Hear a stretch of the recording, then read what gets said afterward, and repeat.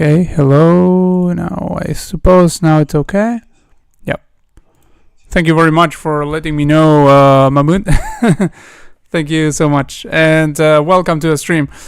Precisely, I was saying that the game I was going to show today, I chose it specifically because you are learning the French defense. So I was going to wait a few minutes to see if you showed up before I showed it. So this was a game played in 1931 between Rudolf Spielmann and Gustav Stoltz. I'm not sure if I'm pronouncing those names right, but that's the way they look to me. And it's quite an interesting game played in the French defense specifically. So let's see if you guys like it and if you can learn something about the French defense from it. So started with e4, obviously, otherwise we would not have the French defense. Now e6, the French defense prepares the push d5. Now this move e6, for those who want to know like what the idea of the French defense is, it's a defense where black doesn't want to have the targets that on an e5 defense you would normally have. Like if black goes over here, then this pawn becomes a target immediately, like knight f3 is already targeting that pawn. And there's also another target, which is this diagonal towards the king. So this point, you may have noticed if you have ever played e5, this point is quite vulnerable. So there is that problem, if you will, with playing e5. Of course, everything has its downsides, but e6 precisely blocks this diagonal and doesn't leave a pawn here that can be targeted. And then black intends to go d5 and strike at this pawn. So the fight for the center is still raging, of course. Now the downside of it is that this bishop obviously will be a little bit more difficult to develop, and black's position will be potentially slightly cramped as compared to if they had played e5. Now d4 was played, grabbing the center. Of course, that's to enter the proper French defense, you have to play this move. After this, then we would have what would be the most common starting position of a true French defense. So white grabbed the center, but black strikes at it immediately and will strike at it again with c5 probably. So first strikes at this pawn, and later on at the proper moment will probably strike at this one. So knight d2, this is called the Tarrasch defense. Defense, no, sorry. The Tarrasch variation. The defense is the French defense. White is not defending. Black is the one who defends. So this is a Tarrasch variation. The knight c3 here would be the main line, if you will. And both at the first sight, they may seem like they are basically the same, right? Like you're supporting the pawn with a knight. But there is a difference, a subtle difference here, which is that this move will not pin the knight now.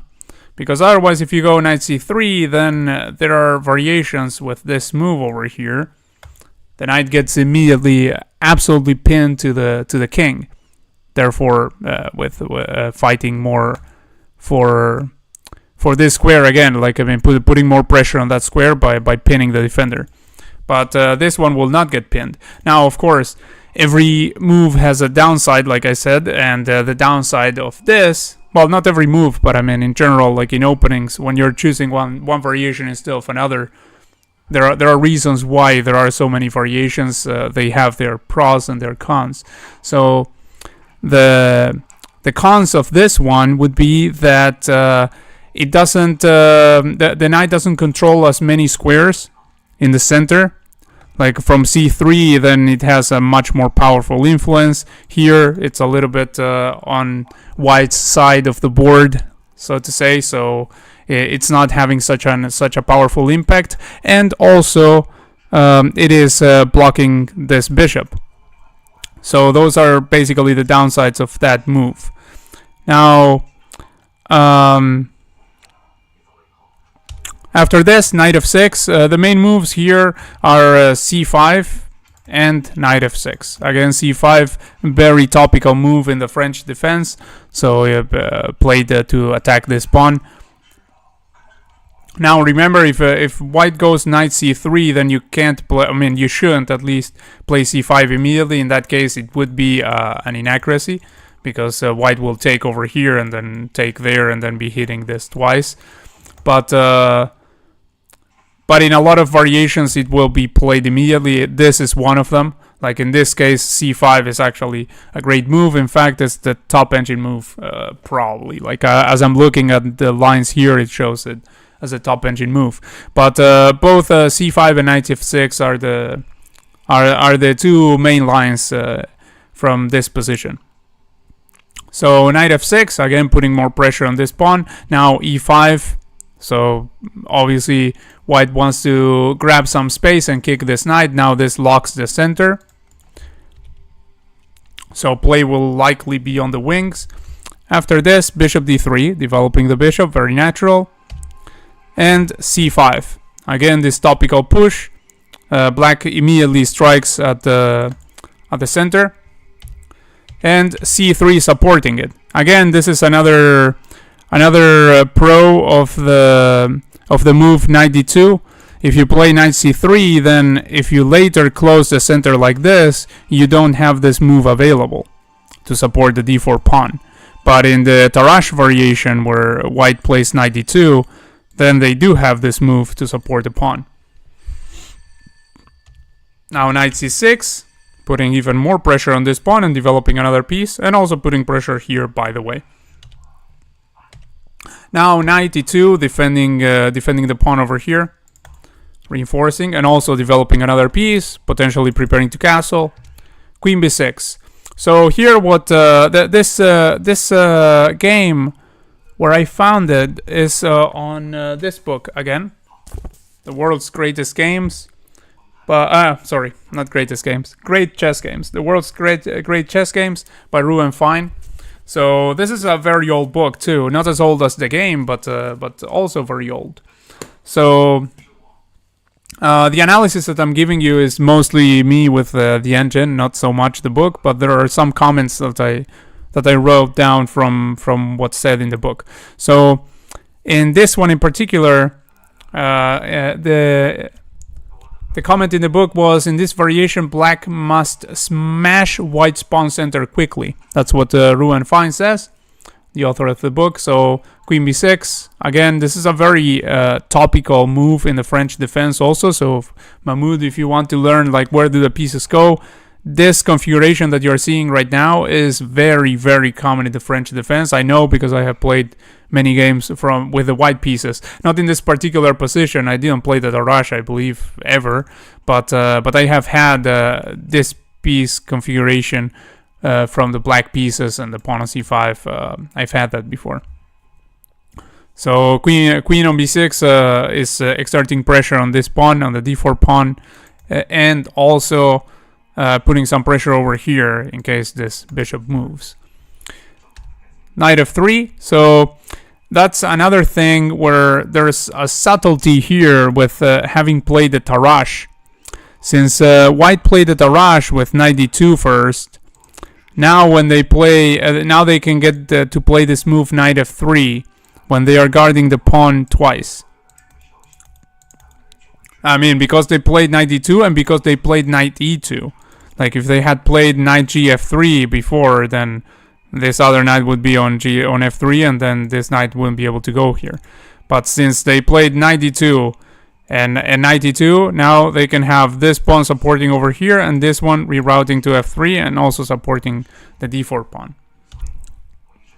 cd4 happened. Now cd4, bishop b4 check. Now here white has two options. They can either block with the bishop, which is completely fine, or they can play king f1. In the game, they played king f1. Both moves, according to the computer, they give an advantage to white. Not a super overwhelming advantage, but I mean a good a big good advantage. So f6, again a topical move in the French defense. This is the other move that we talked about yesterday. Like just like c5, striking at the center. f6, perhaps a little bit less common, but still totally a thing. Like f6 in order to attack when there's this locked pawn structure, to attack this e5 pawn. So to go after that chain of pawns. Now knight f4 plays Spielmann, and here Fine says Spielmann as usual attacks. Like Spielmann, a very tactical player, he loved attacking. Now he's obviously targeting black's weakness here on e6. This pawn is not protected. And black just simply played fe5, which Fine says a most ingenious defense. Knight e6. So white, notice that there's a threat here from the black side. The threat from the black side would be to fork over here. Like there is that in the air. Like I mean in this position. Like there is this looming, but because that will be supported by the pawn over here. But white is defending tactically against it. And you will see exactly what happens, because e4 got played in the game. Like, I mean, obviously when Stoltz played this move, he was perfectly aware of what white was after. They just evaluated that they wanted to go for what we're going to see. Like, they really wanted to go for, he really wanted to go for that. It's not like, don't think that he missed the plans of the opponent. I mean, that's not what's going on here. So he wants to enter these complications. The computer doesn't really approve of his approach, but anyway, as you will see, it leads to a very complicated position, very chaotic, and that's exactly what he was aiming for. So bishop f4. This is white's way of punishing black's play. Now the threat here is to trap the queen by going bishop c7. This will simply trap the queen. There's the knight over here. There's this bishop covering over there. So the queen has no escape over there if black allows that. Like, I mean, this is still the queen is still not trapped. So in this position, what did Stoltz do? In this position, Stoltz, playing against Spielmann, the master of the sacrifice. Spielmann has a book called The Art of Sacrifice. He wrote a book about sacrificing pieces, and it's still considered a classic in chess literature. So playing against this man, playing against Spielmann, the master of the sacrifice, in this position, Stoltz took on f3, sacrificing his queen. Bishop c7, the queen is trapped, and Stoltz obviously knew that. Now he played knight f6, the best move in the position. Now the computer doesn't approve of this move ef3, but obviously when Stoltz went over here, that was his idea. I mean, he definitely wanted to go for those complications that arise after. Why didn't he take the white bishop? Because he's going to get a queen. He's going for the queen. Actually, this is the only way to punish... you mean black. Why didn't they take the black bishop? The white bishop instead of the knight. Oh, you will see that too. Like, the point of taking over here will be to have an influence over there. Like, I mean, this pawn will have a powerful influence there. If you take over here, then you don't get this any influence whatsoever against the white king. So that was the idea, as you will see later on. Now, so yeah, took over here. Well, what I was going to say was the computer doesn't approve of this. Now the computer here wants to wants black to play like bishop a5, for instance, now this queen actually has a scope to escape. And if in this case white would punish black by playing knight c7 check. Now this is also forking the rook, by the way. And here the computer would like for black to finally just give up the queen, but gives up the queen for a bunch of pieces. Like, I mean, you take over here, you're still forking, so you get 3 minor pieces for the queen. That's a lot of material. I mean, of course, white will get like 1 pawn apart from that, but that's basically it. Like, the computer gives +1 here in this position, plus 1.2, but yeah, that's that. Like, I mean, black gets a much worse position, but they don't get the play that they got in the game. So obviously, when Stoltz went for this move e4, wasn't to get that position where they are sacking everything. I mean, sacking the queen for 3 pieces, but giving white all the like a huge advantage with all the play in the position. That wasn't their idea. So that wasn't his idea. So what he did was this ef3 that the computer doesn't like, but I mean, it offers a very chaotic position where black will have interesting chances. So bishop c7 here was played, obviously. It's going for the queen. And now the top move was knight f6, got played. Black keeps developing their pieces just calmly. And now knight g7, this move with a check. So there's no rush to take this queen because the queen isn't going anywhere. So grabbing a pawn, giving a check, not a bad idea. And after the king moves, then now finally the queen is grabbed by white. So Spielmann now is up a queen. Goes bishop g4, black. With I mean, developing this bishop and connecting the rooks. By the way, like, I mean, trying to activate all the pieces. Like, obviously, when you go for that kind of sacrifice, I mean, you want to activate the pieces. You want to like prove that you have the compensation. I mean, here, according to the computer, they don't have the compensation, but I mean, it's one thing to say you're playing like perfect chess, and then another thing is to say that you're playing against a human, however good that human may be. Like this sacrifice that Stoltz did. I mean, now if we look at it with the engine, like we look at just the sheer numbers, we think, oh, he was doing nonsense or something, but not really, because that sacrifice.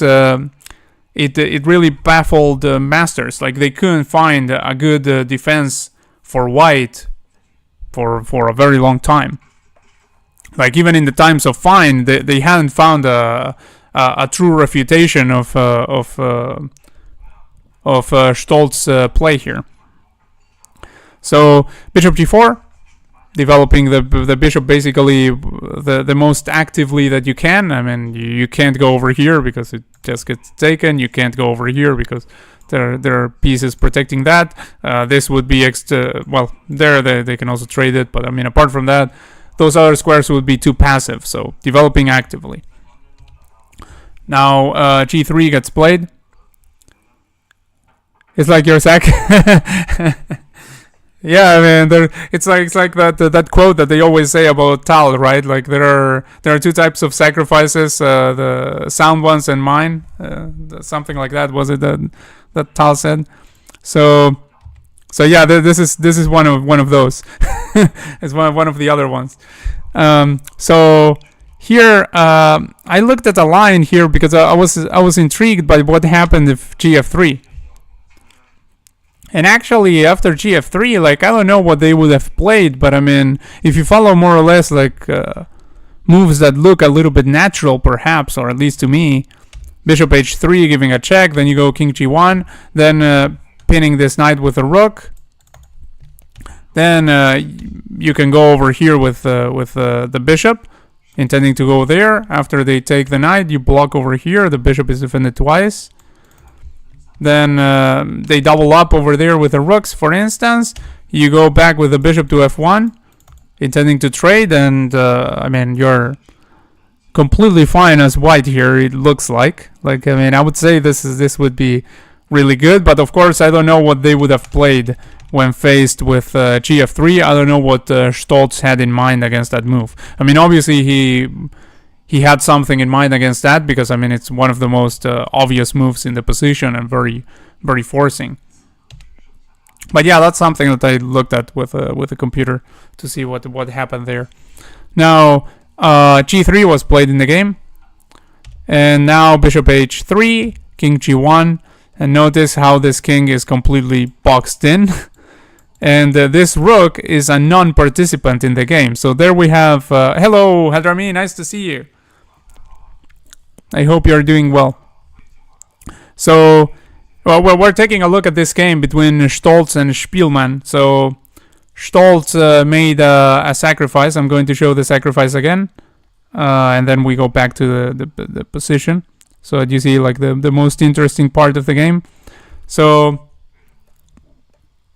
in this position, Stoltz playing against Spielmann in 1931. He's playing against the master of the sacrifice, the man who wrote The Art of Sacrifice in Chess, and he took on f3, sacrificing the queen. With bishop c7, the queen is completely trapped. So the bishop is covered by the knight, and then this is defended, obviously, and this is all guarded like this. So that's a trapping of a queen. So the queen went down, and then we got to this position. Obviously, I mean, the idea of Stoltz when he did that was to go for these complications. It's not like he didn't see that the queen would be trapped or something. I mean, not a chance. We're talking about a very strong player.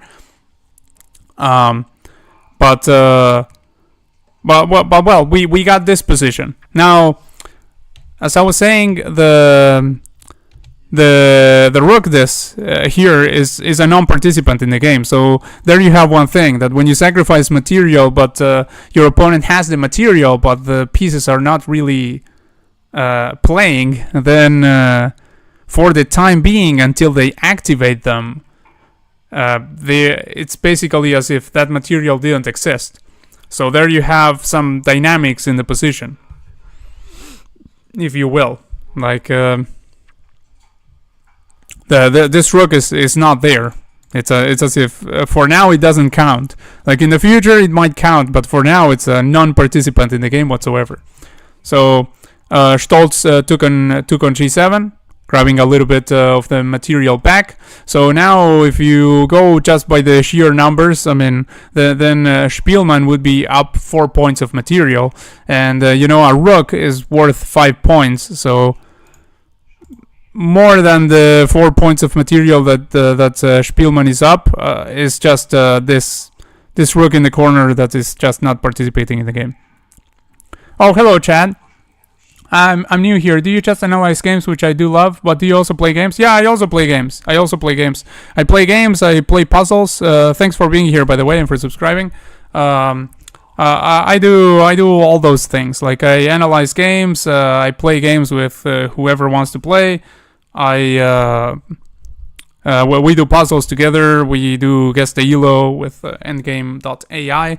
So yeah, I mean, just if at any point you want to do something else, just feel free to suggest. Obviously, the suggestions by the subscribers in the chat always take priority. So if you guys want to do something in particular, just let me know, and we do that. Yeah, exactly. Yeah, I play games with subscribers. So you can message me, and we can play. No worries. And in this position, we have bishop c7 played. Here, this is an inaccuracy, as you can see, as deemed by chess.com. Now, the computer here wanted bishop c5. And with bishop c5, it says that white has a significant advantage. So also, I mean, both moves you're trying to save the bishop because the bishop was under attack currently. But in this one, you're already offering a trade of pieces here. So let's say that they played the same move they played in the game, for instance. Then you would take over here. And then after that, then you can move the bishop, because the bishop is an important defender over there. So you wouldn't want to trade this bishop for this knight. So the bishop goes over here with a tempo on the rook. Now let's say the rook moves over here. You hit this knight, and also like potentially will go for this check in the future. And importantly, you're moving the queen off the back rank. So the knight goes over there. You go back with the bishop, intending to trade there. Now let's say knight e4, which does hit the queen. Queen moves over there. Now the black wouldn't want to trade the bishops, because obviously, I mean, the side that's sacrificing for an attack doesn't want to trade the pieces, otherwise the attack is gone. So he tries to keep the bishop, let's say, with bishop g4. Now h3. I mean, this didn't happen in the game, by the way. This I'm analyzing a variation coming from if we had followed some line in the computer's best move there with bishop c5. So kicking the bishop again, bishop h5, rook e1, and white is slowly kicking all of the attackers away from here. So the way this looks to me, it looks like white is really getting out of trouble. So that would be an interesting line. But instead in the game, bishop c7 got played. And already this throws a lot of the advantage that white had. Like this bishop will live, and so does the knight over there. Now this move got played, the rook h e8. Now black already has eyes over there, where there's this bishop, by the way. You played a game with 33 accuracy? Wow. That's yeah, I mean, I haven't checked the accuracy on all of my games, but I must have like really bad accuracy games too. So I bet that they also have games with extremely low like that. But yeah, 33 is quite something. Like it's a record in the lows.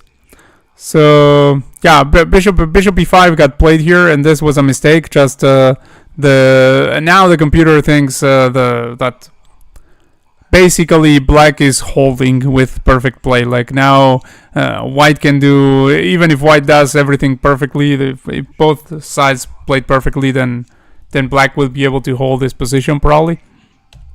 Instead, the computer wanted queen b3, which did get played later, but you will see there's a major difference when that happens. Like in this position, bishop c5 is not possible because there's a pawn over here, so you wouldn't go bishop c5. But in the position where they play later on, it is possible. Like again, the queen is getting away from the back rank, and it's also putting some pressure on this bishop, which is currently defended by the knight. But I mean, like, the queen is doing stuff now. But and here the bishop can't just go bishop c5.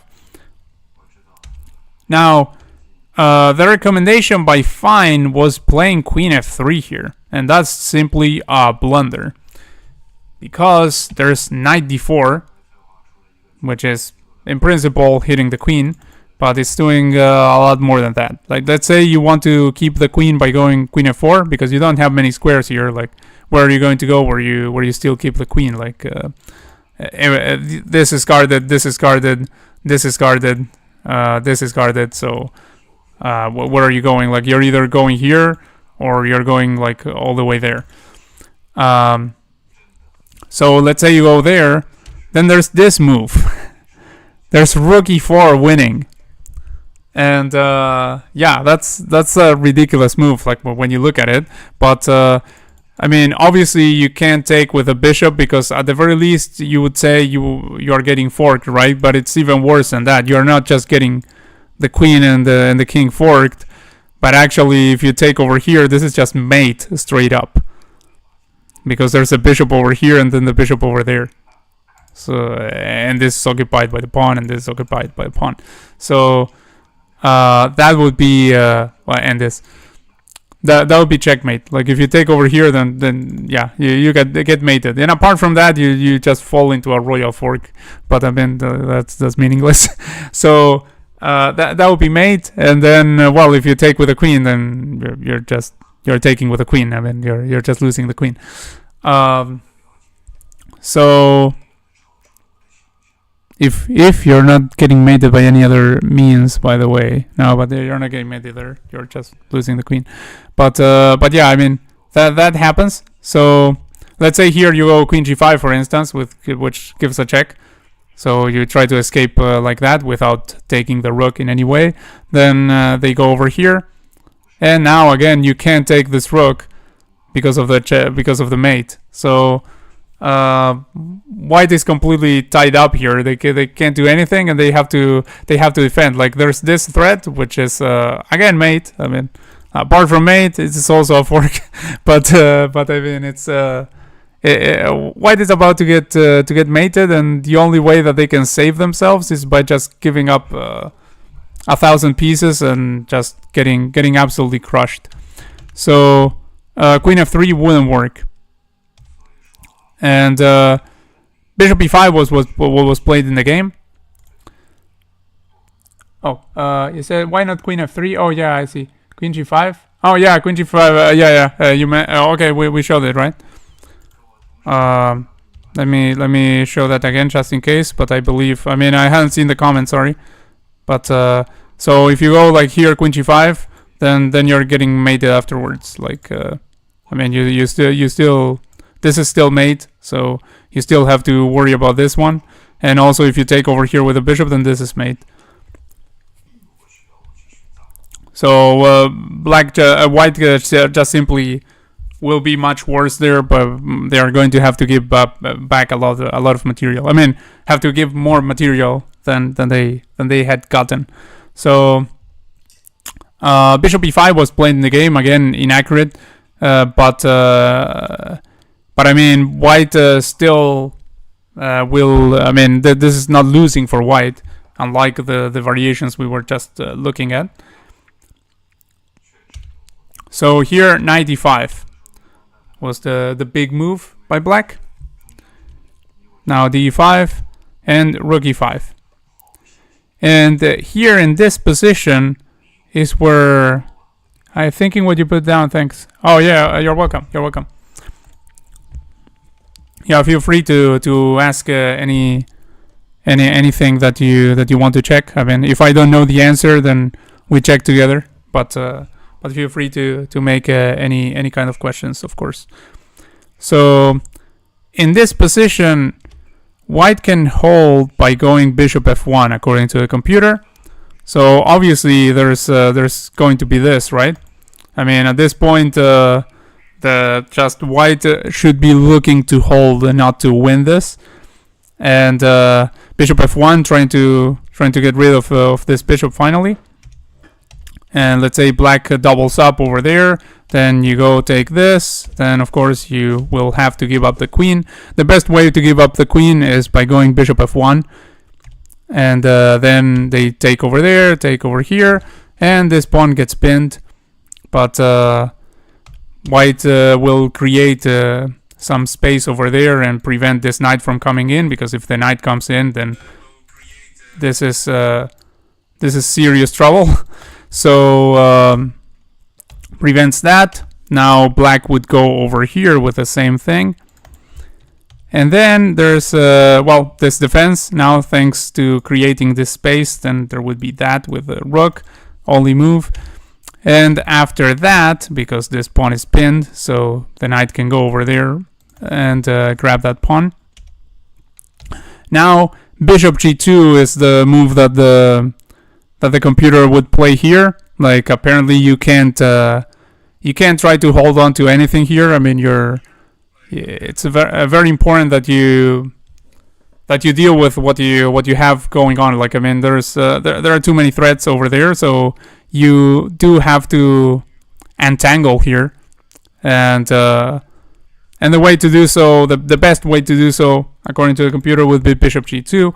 I mean, obviously, if they take over here, they are not grabbing any material because you're grabbing over there and you're pinning the knight. So that's not even good for black. Actually, if they do that, they are actually losing. But instead, they should go for this check over here. And after the king moves, then let's say bishop d6 here, hitting the rook. Then this with white play, and we get to this position. Like some engine line where you end up with this, which finally looks playable for both sides. Like nothing weird going on. Opposite colored bishops, same amount of pawns. This should be a draw easily. So that's basically what the computer wanted here. Instead, what happened in the game was, of course, Spielmann didn't want to try to draw the game. He wanted to... Oh, maybe bishop b5? When? You mean in the variation here? Yeah, I believe bishop b5 is another move, but I didn't look at the whole lines. Yeah, bishop b5 you can still hold. Like, I mean, yeah, bishop b5 is playable here. But the point is, even after you play bishop b5, like the lines will continue, and like the computer just gives zeros. Like if both sides play perfectly, it gives just 0 advantage. Like it's just completely equal. So I mean, one way to go for this equality would be this, very forcing. But there are other ways. Like, I mean, if you try to keep the game going by going bishop b5, that's a perfectly good move. But if black plays perfectly, the point is that it's still going to be a draw. But in the game, they played queen b3 instead. Oh, oh, hello, Test. How are you? Oh, you raged? You lost a lot of elo? Oh. Yeah, that sucks. I understand the feeling. I feel for you. That happened to me a lot. That happens to me a lot. So, yeah, that's... But don't worry, you'll get them back. You'll get them back. I mean, if you keep playing, you will get the rating points back. That always happens. I mean, as long as you keep going, and you also try to play when you're not angry. Like, try to, if you're angry, like the best advice, and I don't usually follow it, but I mean it is the best advice, is to just stop right there and go do something else. Then another day when you're feeling happy again, you can try to regain the rating points. That's much more useful than keeping going when you're raging, and then you're more likely to keep losing. Where am I from? I'm from Uruguay. Where are you from, Chad? You will start training again? Yeah, you can. Of course, if you train, you will come back stronger to the rating pool, and then you will more easily get those points back and then more. Oh, you're welcome. So queen b3 was the game-losing blunder. Now it was too late to play this move. Remember before I told you about this move being the top engine move? That was when there was a pawn here on d4, so bishop c5 wasn't possible. But now bishop c5 is possible, and in fact it is a great move. Pinning this pawn, and now white is really in trouble. So at the very least, black is threatening to go over here, knight g4, and delivering mate like this. Like that's at the very least in the cards if white doesn't do anything about it. So what Fine says here is an astounding position. Black, already a queen behind, blithely offers another rook. Shudders must have gone through Spielmann at the sight of this usurpation of his style. Because, I mean, again, Spielmann is the guy who wrote The Art of Sacrifice in chess. Like, I mean, Spielmann loves attacking chess and loves sacrifices. And actually, like, I believe he said that that the sacrifice in chess was like the most beautiful way of playing. Wait, was that him or was that someone else? Yeah, just in case I'm misquoting him. I mean, just in case, I'll say he did love sacrifices and he loved attacking chess. So here he's on the receiving end of that. Like here, it's the other guy that sacked the queen against him and got this powerful attack. And now Stoltz is offering a rook, like by means of this fork over here. Like now with this move, he's offering a rook. But this was the best move. I mean, actually, it was the only move for black to win in this position, according to the engine, is this move over here. Like, yeah, you can have that rook. So you're already up material. You can also have the rook, by the way. That's what Stoltz is saying. And bishop f5 was played. He's trying to deflect the bishop. Now Spielmann must have been panicking because... no, today I will not talk with him. So this move was played. Like Spielmann obviously panicked here. I mean, he well, not panicked. I mean, he must have realized that this was a huge threat. So got to do something about it. And so he played here. Now let's say that, for instance, white goes for the rook actually right away. Then there's this move blocking with the rook. Then white takes over there. Now the knight comes again, threatening the checkmate. Now let's say rook f1, trying to defend against the mate. Then knight f2 would happen, and this is like very, very beautiful move, because I mean, if the rook intended to defend here against the mate with a bishop, right? If there comes the knight, then let's say that you take the knight, because what else are you going to do? Then after that, there comes this, and this rook is now pinned. So the bishop comes back, and that's checkmate. Like that would be checkmate, supported by this bishop, and this rook is right here, but it can't do anything because it's absolutely pinned to the king. So that would happen in that case. If instead, let's say they don't take over there, and they go like queen d5 over here, which does hit this bishop, so that if there's this discovery, then you're taking the bishop. But the problem is that there's this other discovery also. There's this, and that protects the bishop. So now what white has to do is they have to take over here, and now they are losing. Like they finally had to give the queen back, and they are left with this configuration of pieces, and it's just horrendous. So like in this position, the computer gives a -5 advantage black. Let me check the chat just in case you guys said something. Yeah, you did say something. Indiana, what did you say? Oh. Yeah, I said Uruguay. Yeah, where am I from? No, I thought that maybe you were asking, like, I was wondering, like, at what point you had written this, and I was like, what did I say? Like, I said a lot of things. But, yeah, I mean, you're obviously talking about where am I from? I'm from Uruguay. Uruguay is a country in South America. Like, it's next to Brazil, next to Argentina. Very small country. I will quickly take a shower. All right, test. Yeah, sure thing. Привет, Vuyu. Let me try my Cyrillic a little bit. Подписалась. Like. Поставила. Привет из Сибири. Oh, okay. So, привет is hi. So, I know you're saying hi from Sibiri, which I'm not sure exactly where that is. But, привет, Irina. Спасибо большое. That's about everything I can say in Russian. So, I'll say that.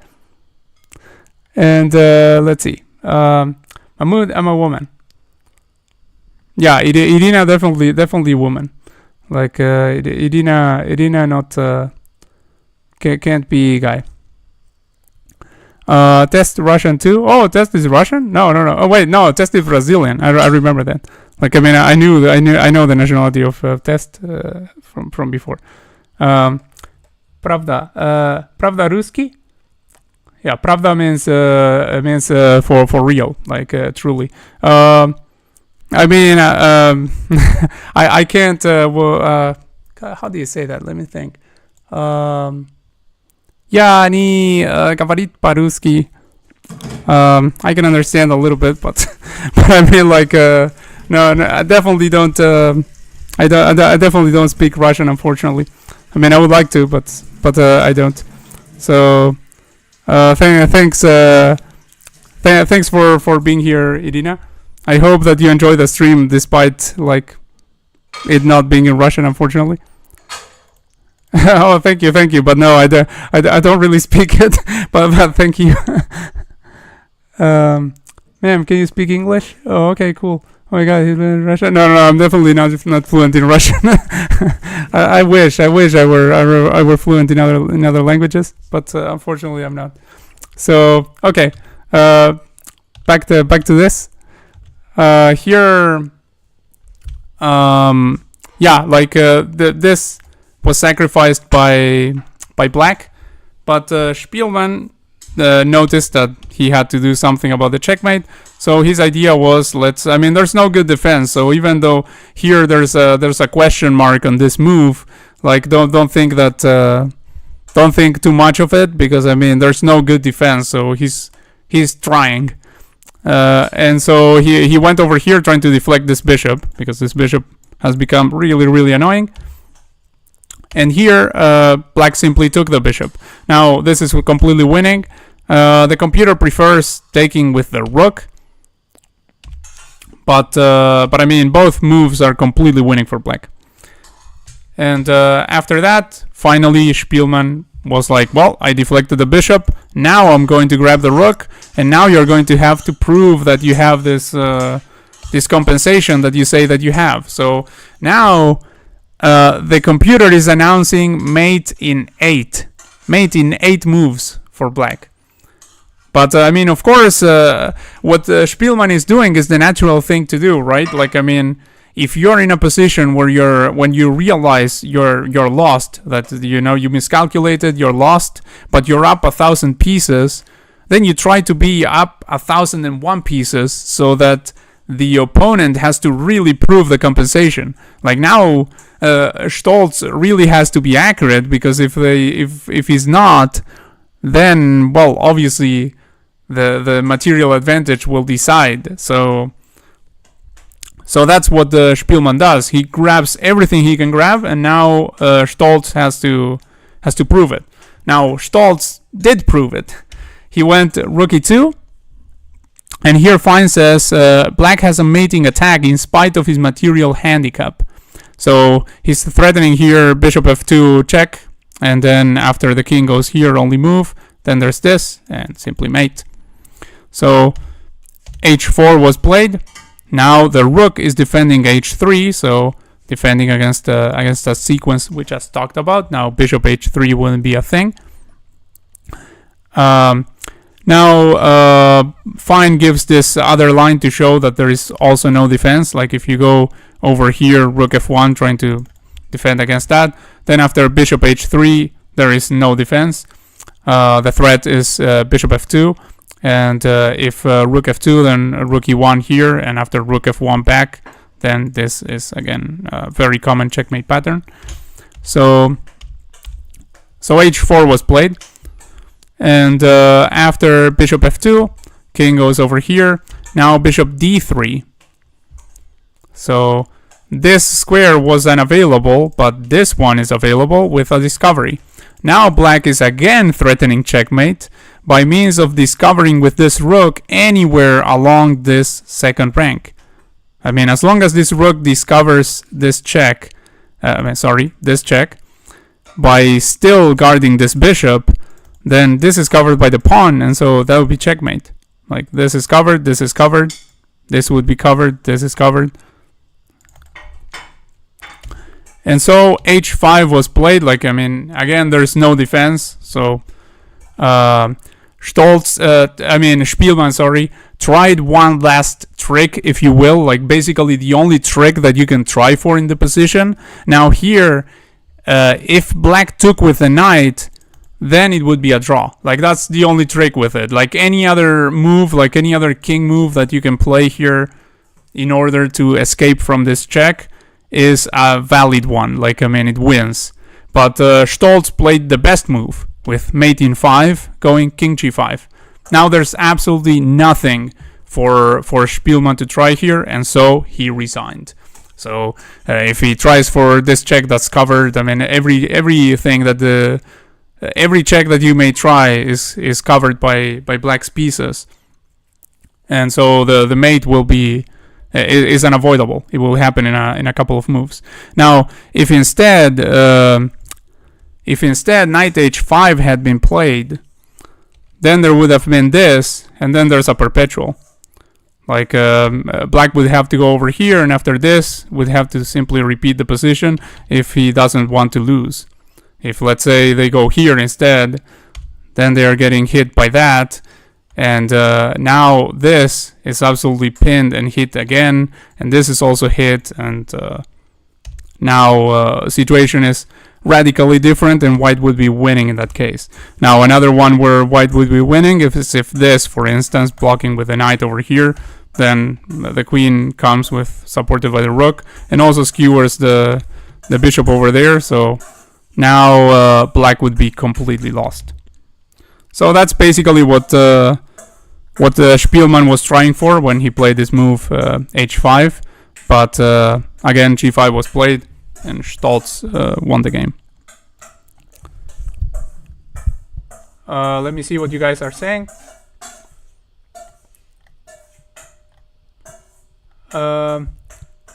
Gente, ¿alguien consigue entender tipos la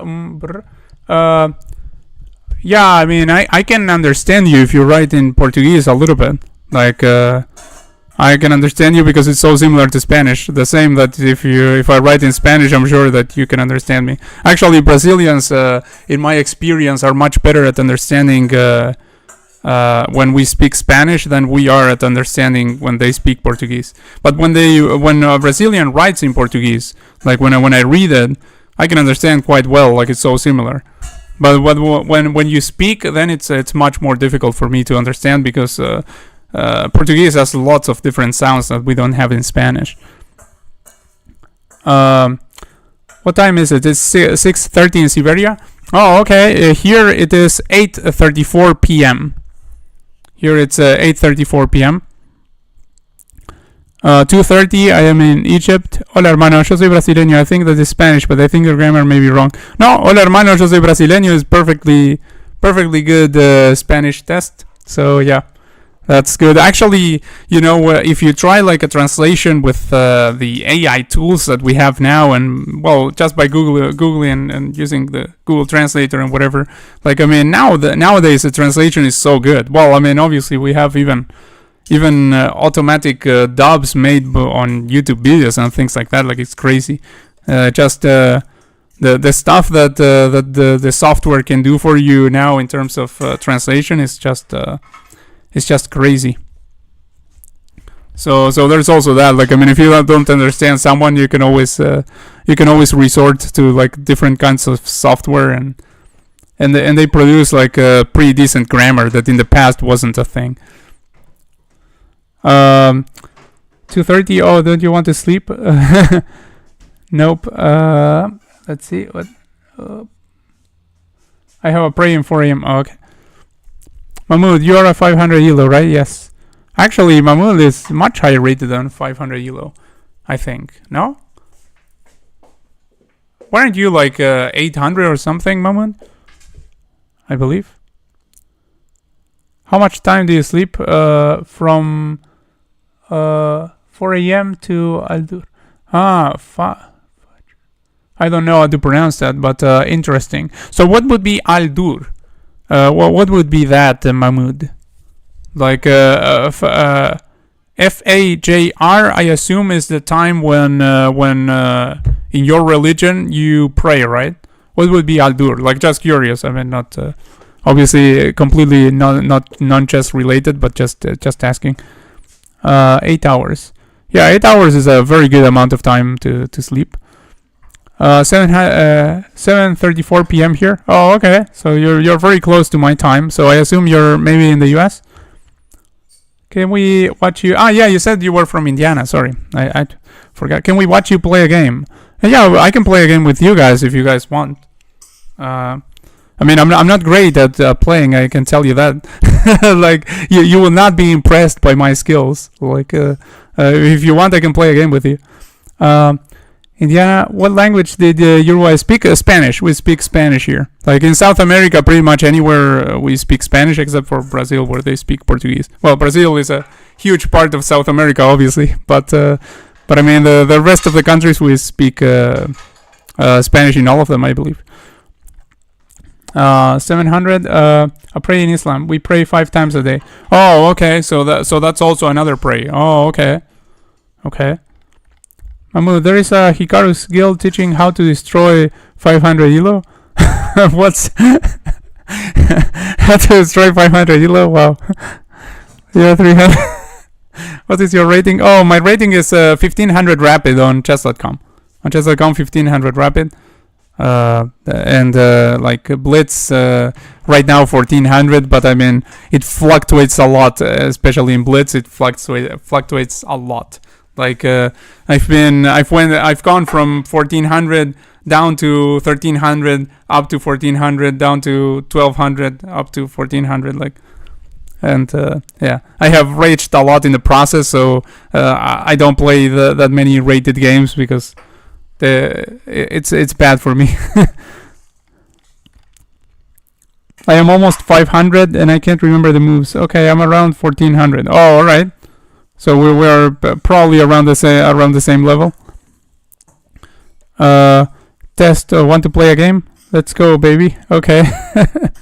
All right. So if you guys want, we can. I mean, if one of you guys wants to play a game with me, we can play. If you guys want to play a game between yourselves and like we show it here and we look, we can also do that. I don't know. What do you guys want to do? Like, I mean, we can do puzzles. We can do. Guess the ELO with the endgame AI, or we can play or do anything else chess related.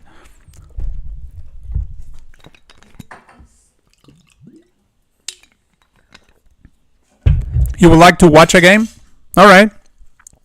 Okay, so Test, you're going to play against Mahmoud. If you're going to play against Mahmoud, then we can watch that one on stream. Like I can show that one. Watch one noob X1 Pro. Okay. All right. So let's if you guys want, let's take a look at that. So I'm going to be commenting on the game. So perhaps you guys, while you're playing, just mute the stream. Don't stop watching the stream though, because I need the views.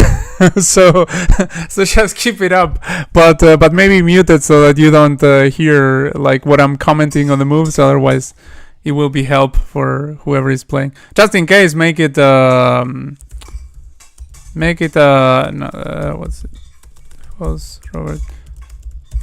Make it unrated just in case, because if you guys make it rated, then my help will be dubious. I mean, but of course you shouldn't listen to me when I'm talking about your game. So let's see. I went to Test's profile. So if you guys hit the like button, that would be really nice. I mean, would be very generous of you. I mean, of course, I'm not forcing anyone. If you guys do it, I'll be very thankful. It's a very good way of supporting the channel. So thanks, Chad, for bringing that up. So okay, where I'm on. Oh, okay, he already started playing. The foes thrower Prevost. Let's see if they are playing against each other. I suppose that they are.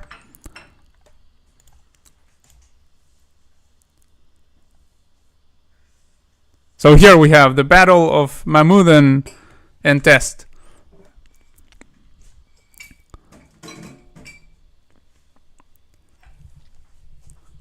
They are playing a long game. This is going to be a good one.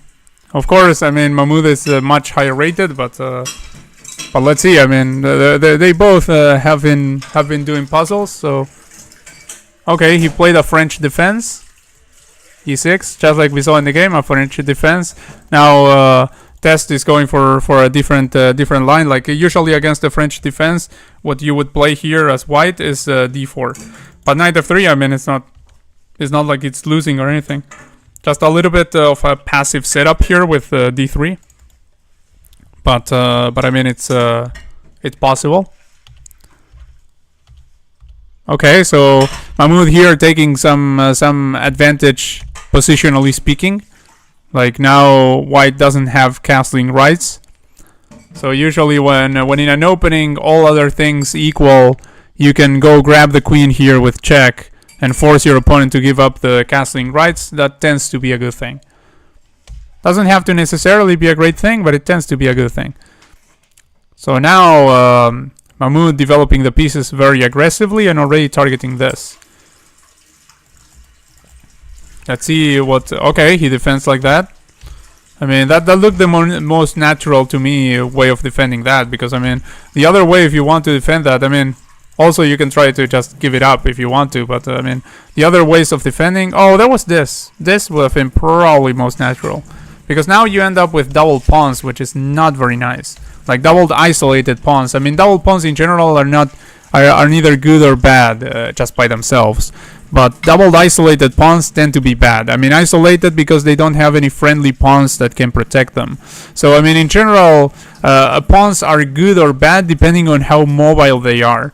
Like if their capacity for moving is, I mean, their ability of moving is restricted, then they are bad. And double pawns tend to be hard to push forward because they are doubled. And if they don't have any friends to support them, then they are going to become quite weak.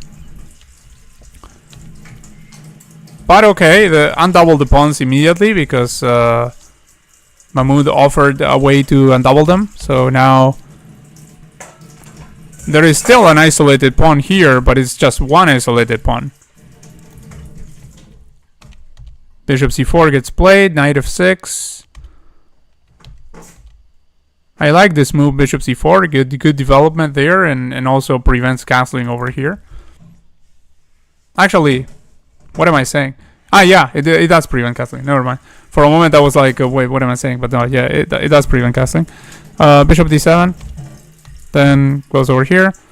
Offers a trade of knights. Okay, well, I would have liked to see this capture, I think, here. I mean, maybe I'm wrong because I'm not checking this with an engine. I'm checking this just trying to analyze by myself. But this, and then you have 2 pawn islands as opposed to having 3 pawn islands. So that would improve the pawn structure. Now this is a backwards pawn. It can't go forward. So now Test has 3 pawn islands still. And these pawns are connected, but this one is a backwards pawn. It can't move forward. Like this is perfectly covered and controlled by the opponent. So I think the other recapture was much more natural. Now he goes over here. That simply loses a pawn. Goes over there. And now here. So he's going clearly for this check over there with grabbing the pawn, but the king can simply move. So be careful. Like here, just the king is defending, right?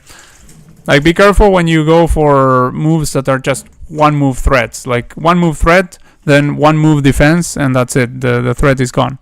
Now, bishop f7, hitting the rook. Again, one move threat. Rook moves. And not only does it move, but it also hits the bishop in the process. And now this pawn is going forward. And there's not an immediate threat of working over here because there's a bishop there.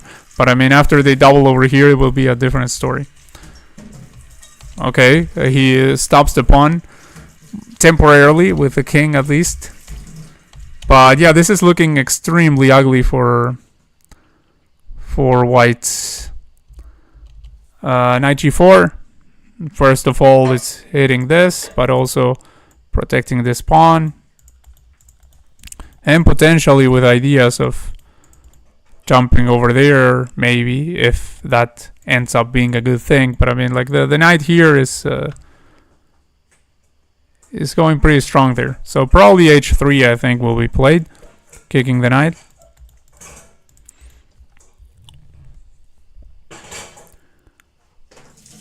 Okay, well now that the knight can just take and even can go back afterwards because he's protected by the bishop over there.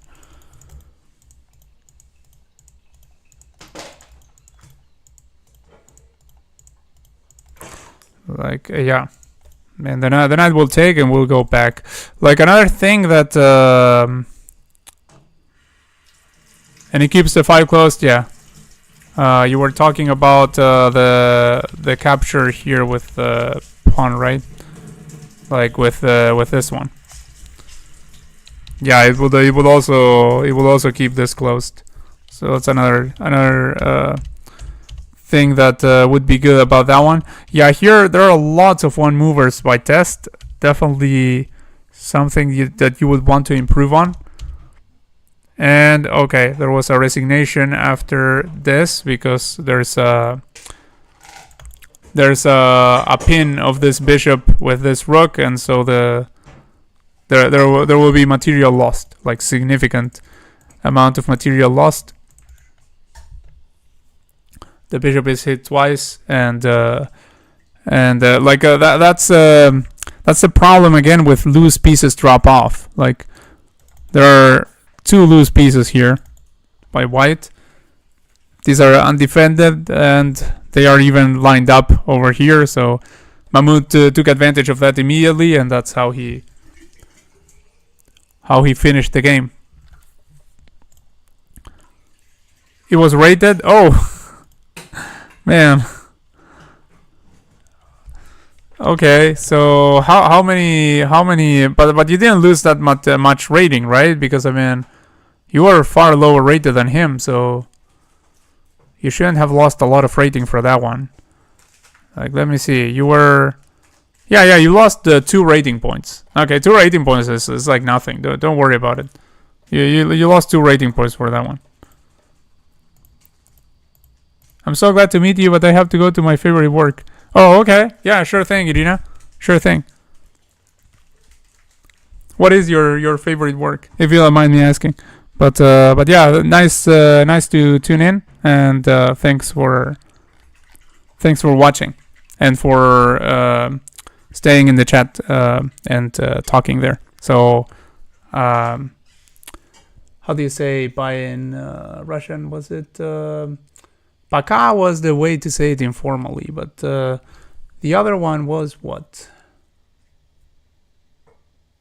Wow, I can't remember the other one. Okay, so пока. You didn't lose a rating point? Okay. Yeah, that's the one I remember, but I remember there was another way to say it also. Like, I mean, the пока was more informal, and then there was another one a little bit more formal, but I can't remember the formal one.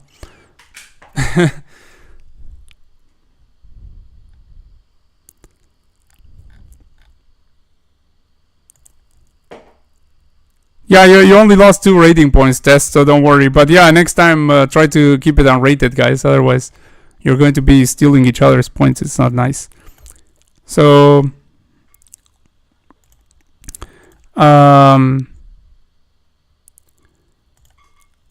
so anyway, yeah, about this game, Test. If you want me to like basically review with you what I think you did wrong.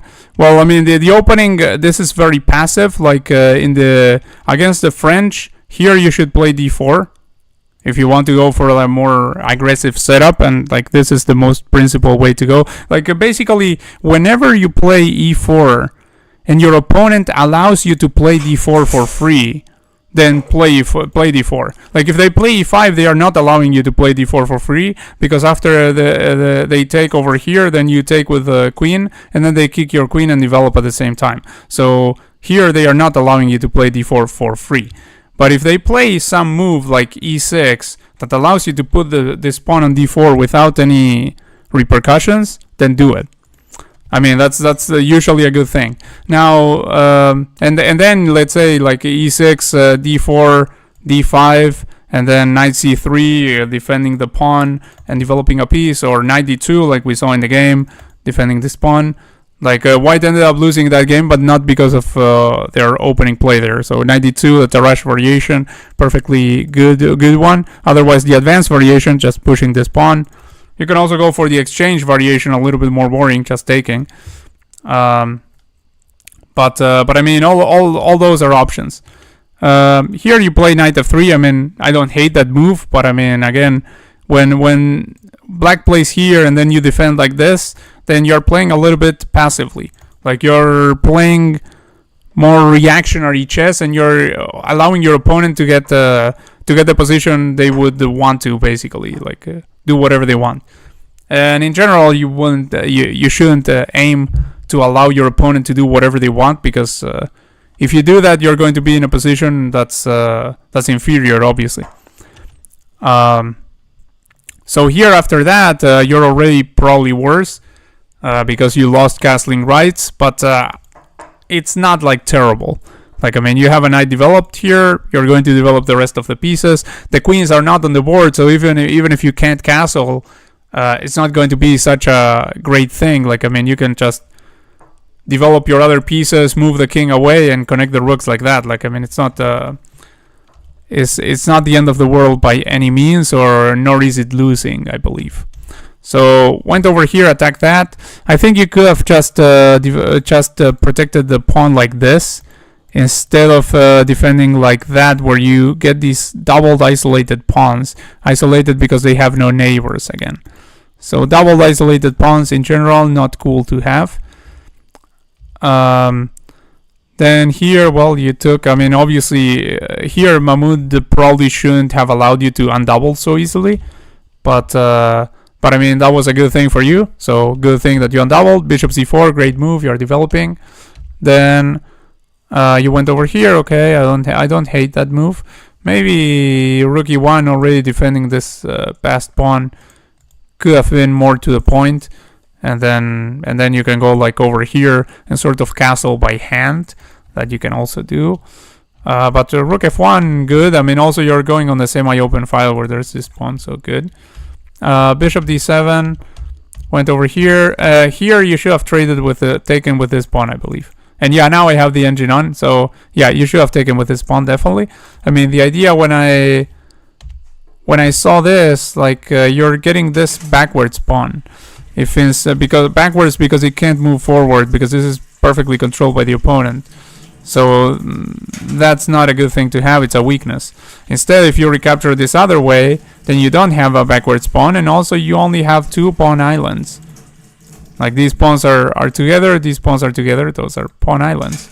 So the fewer pawn islands that you have in general, better.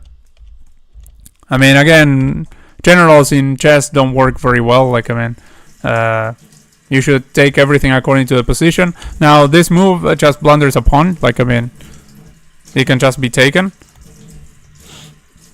It was a weak pawn, but I mean, even weak as it was still not lost. Like, at least make your opponent like fight for it. But here you just gave it up.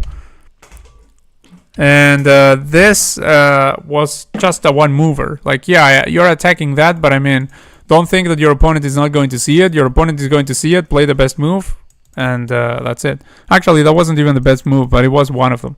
But yeah, I mean, like,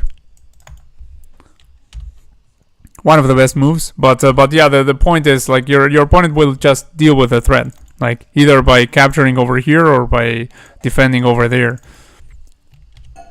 And bishop f7, again, one mover. Like, you attack the rook. Don't think that your opponent is not going to move the rook and just allow you to take it. Like, I mean, that might happen with some opponents, but don't think it's going to happen, because when you play a move, you should play it because it improves your position. If the move does nothing, because your opponent can play the best move and then your move makes absolutely no sense in that case, then you shouldn't play it, probably. So, okay, the bishop got hit. Now this pawn is coming. You went over here. Like, here, of course, you're completely dead lost already. But I mean, like if you're playing especially against someone of your own rating, you should absolutely play on. So yeah, it's good that you played on here, because also you learn more if you keep playing. Now here there was a threat on this pawn, so most natural would have been playing h3, kicking this knight. Now then the knight has to go back. Instead you went over here, and you're not even threatening this knight, because this knight was protected by the bishop. I don't know if you saw that, but just in case, you're not even threatening that. Like maybe you were trying to defend the rook against this, but you just defend the pawn, and if the knight tries to go over there, the knight will be trapped. Like you go over here, and then this knight can't go anywhere.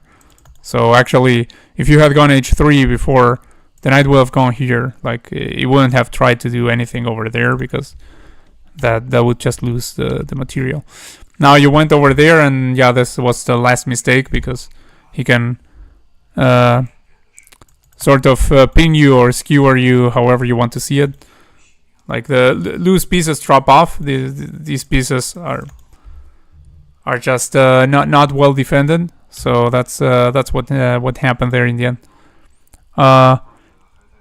Okay, let me see what you were saying. Many variants. Пока до встречи, ciao и так далее. Oh, okay. Yeah. Yeah, that what was it? Yeah, maybe that one. До встречи. До встречи. Yeah, probably that one was that I learned, I think. Maybe. So yeah, thank you for спасибо again, Irina, for teaching me. Chad wants to play you. I blundered everything. I was playing like it was Blitz. Oh, okay. So yeah, we can play, Chad. Definitely. Sorry that I what your name on here? I can play. Yeah. Let me send you a challenge, and we play. Wait, I was playing like it was Blitz. The elephant opening. I think the game ended with both of us with more time than we had in the start. Yeah, exactly. Like time management wasn't a good thing there. You should definitely spend your time. Also, don't imitate your opponent. Like if you see your opponent playing fast, don't play fast just because they are playing fast. Play fast when you're sure of what you're doing, or if you have a specific reason to play fast. But otherwise, don't do it just because your opponent is doing it.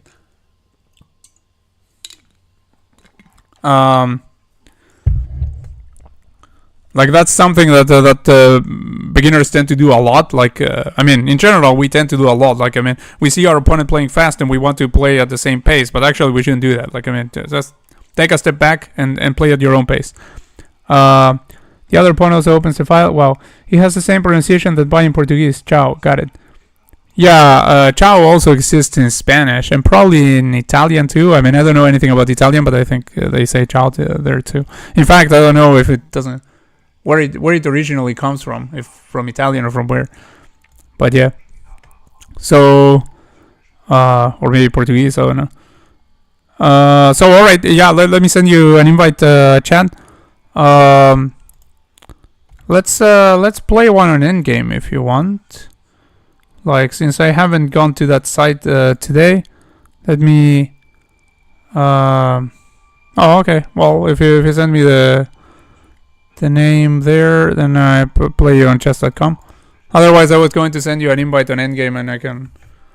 So, which time control do you want to play, Chad? Anything except bullet is viable. Bullet I don't play because I play really terrible. I mean, if you want to play bullet, we can play bullet, but I mean, I'm just going to lose on time every time. Like there's nothing that I can do in that time control.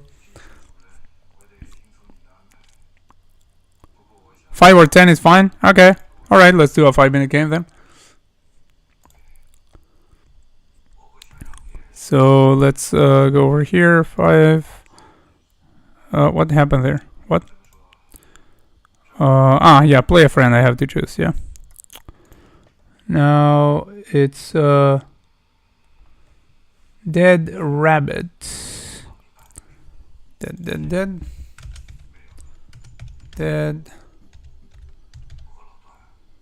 rabbit. There.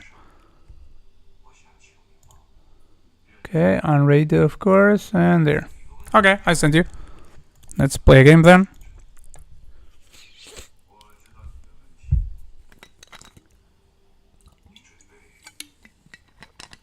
This is going to be a tough one because you're basically the same rating as me. So let's see what happens here.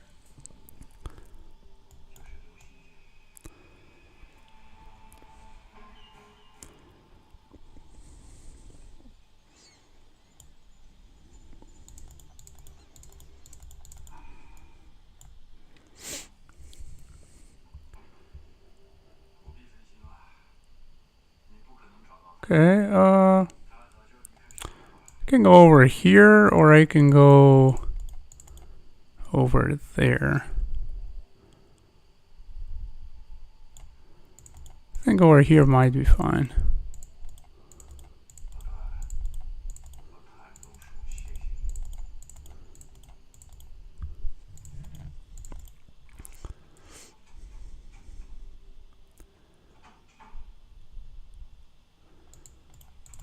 Wow, that's a wild move to play. That is wild. So I can also go like that.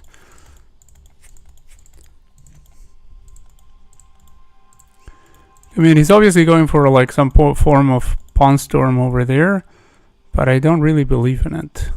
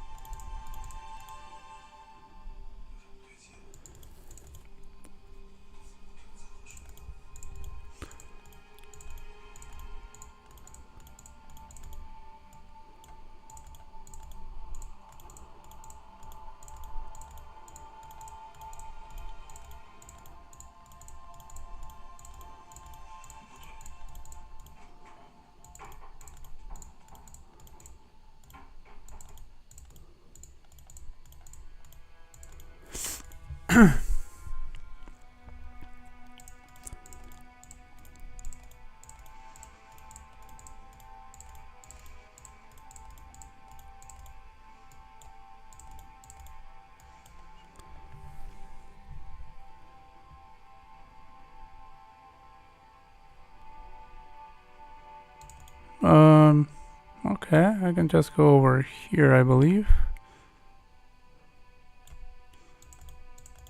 Like, I mean, probably wanted me to take so this knight could activate, but not happening for the time being.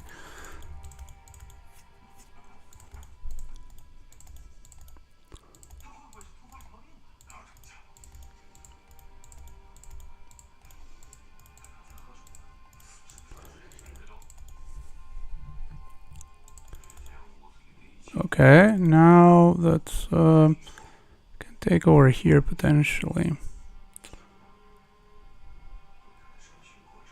To take like this.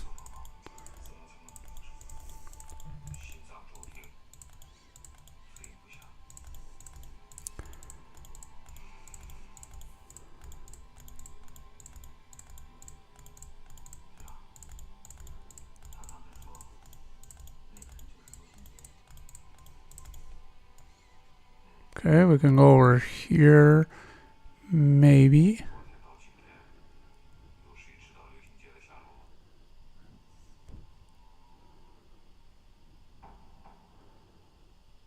Or over maybe there. No, I'm going to go here, yeah. I'm going to go there.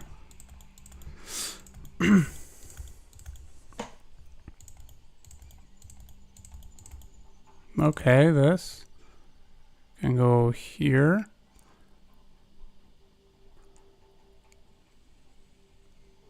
Actually, I can even go there. No, they're not really good. Let's go here. Here is completely fine.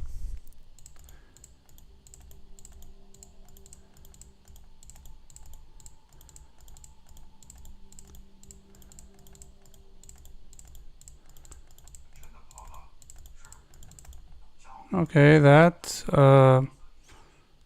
sort of threatens something, but I can go over here. Not only getting away, but also hitting that. Well, I mean, I'm not, yeah. I think here I'm completely fine after that. I'm defending this, and this, there's that. Like, if I could go like here and here, then that would be kind of nice. That just blunders a queen.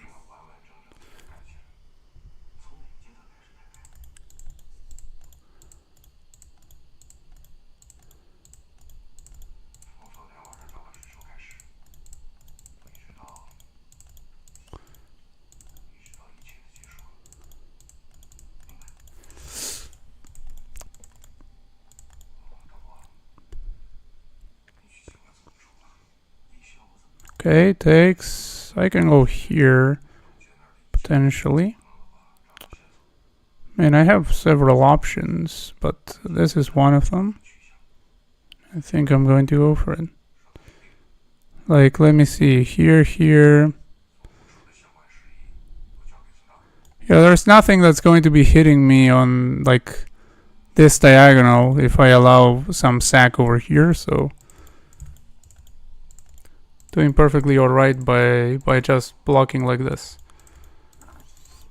Like, might sack over here, but there's just nothing there. Like, might sack just for the reason that no, there's really nothing going on for white, so some crazy stuff may be coming. Okay, goes over there. Again, nothing to worry about. I think I go like here probably. Man, I can't go there because then this hangs. I mean, I can technically, but I mean, don't want to. So I'm going to go over here. Like, I could have also gone there, but then again, loose pieces drop off. This is not a loose piece. Over here, it will be a loose piece. It will be x-rayed by this rook. Okay, goes over there for this potential fork. What's my best answer to that? Probably to defend, like, maybe even like this. But I'm not sure if I want to defend like that, honestly. Yeah, I think I want to defend like that. You know what? I think I do want to. Yeah, I want to defend like that. Like, it might be kind of crazy, but yeah, this I just take.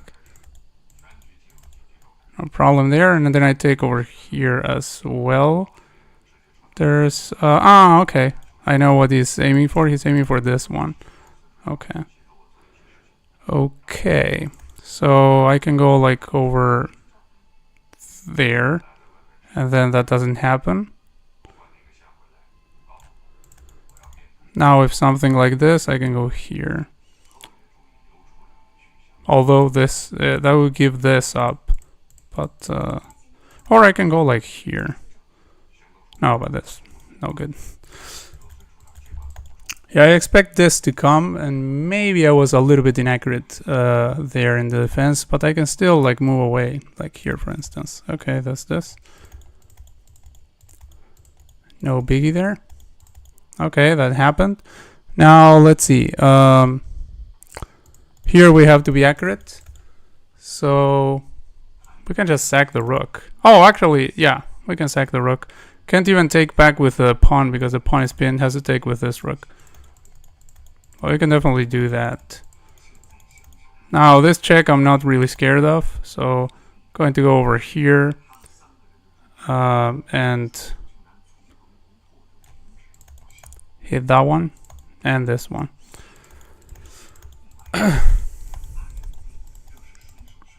Okay, go over here. I try like pushing this or something, but yeah, okay. Oh, and now we actually do have to stop that, don't we? Well, this.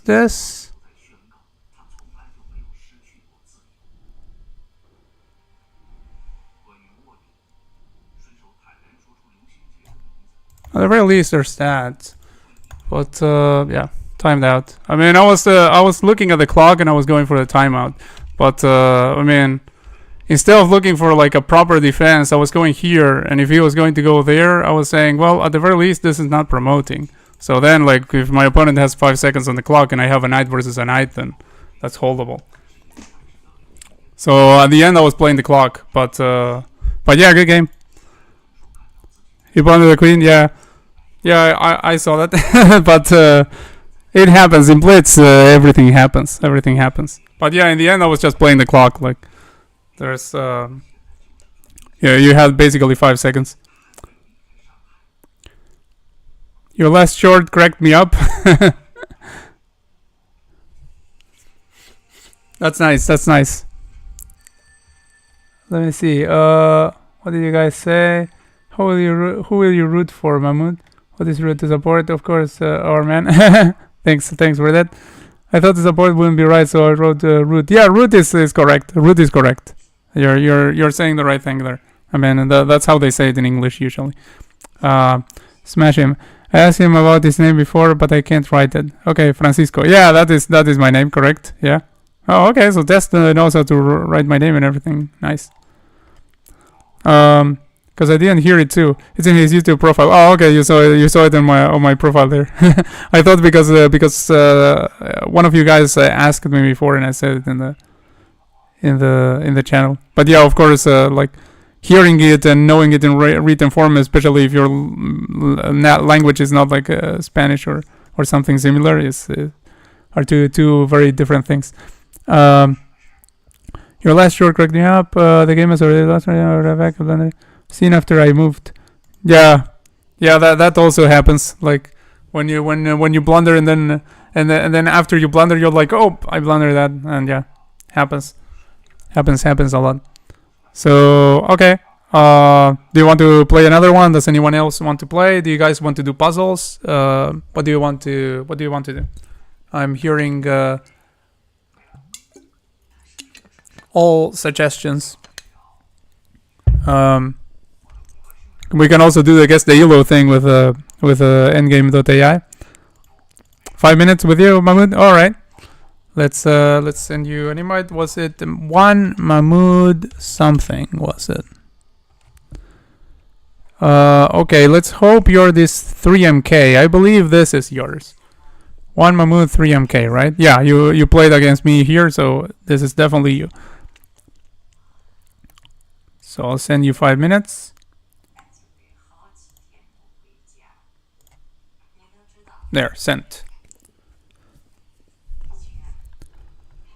Okay, so now we're playing Mahmoud.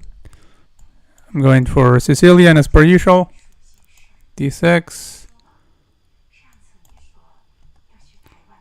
Okay, he goes there. Like I always say, I try to go for something that will allow me to transpose into what I play usually. Now this is a closed Sicilian now.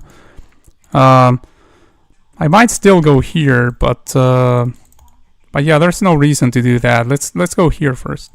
Let's spin this one. Like again, this spin, I find it to be slightly annoying for the opponent because the bishop is here and the pawn is blocking the bishop, so it can't go back.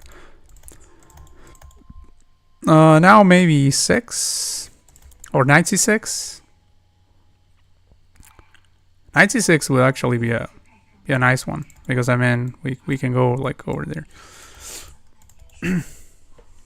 Okay, I'll try to keep this spin if possible, and if this, then where is my opponent going to go with the castling?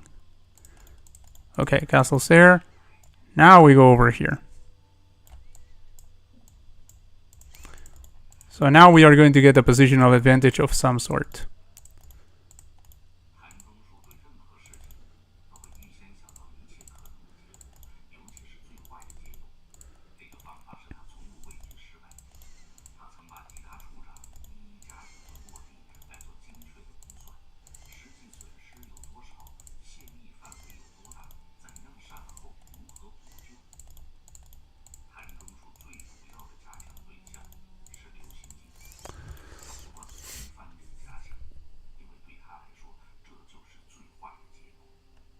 Okay, took over there, so takes queen. Oh, wait. Oh, I'm falling for this again. Oh my god.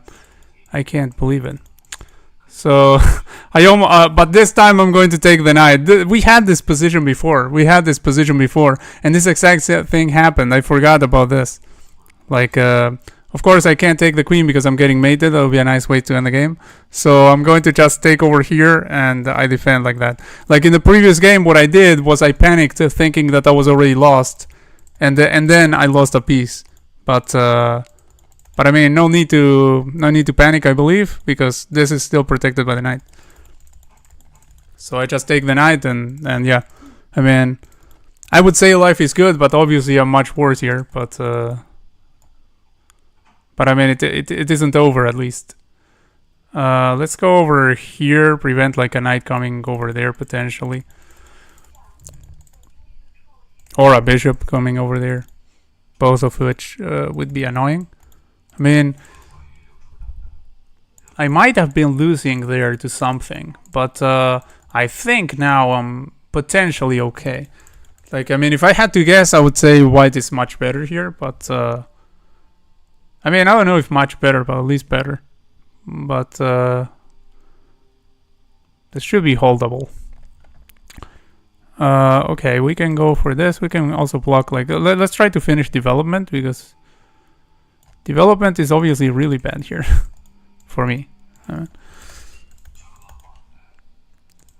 So let's go over here. Good thing is that I at least have a little bit of time over the opponent. That's a good thing. Going to go here, and now this also supports that, which is nice. Okay, I can just go here because they're still protected. So I can just go here, then the bishop has to retreat.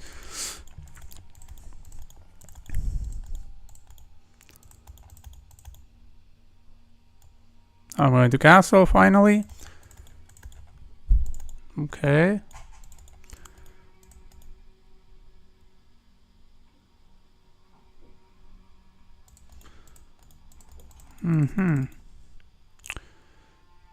Go here. Let's see. Where do I go from here? Like now I'm wondering. Maybe I go over there. Let's go potentially over here.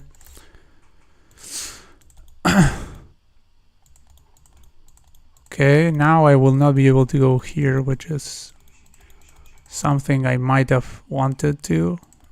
So that is slightly annoying. But I can potentially go here. Or where? Where do I put this rook? Where I can exert some sort of influence.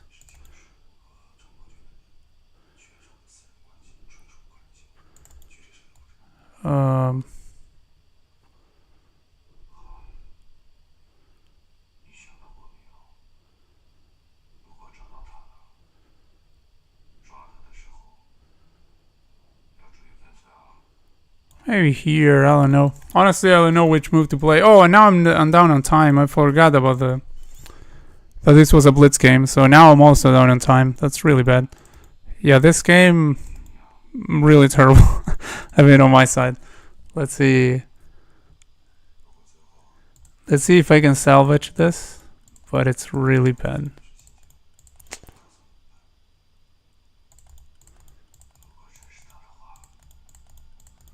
Okay, now he's wasting a bit of time on the clock, so maybe I'm not so lost.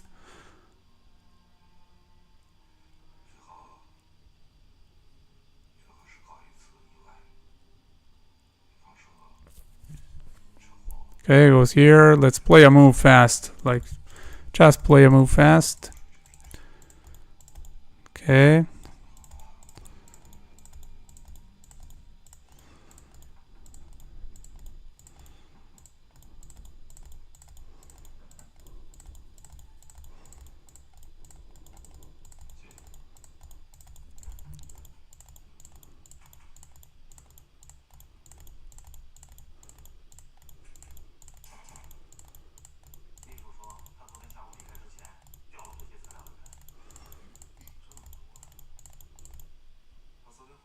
Okay, that's just... oh no, wait. There's the bishop.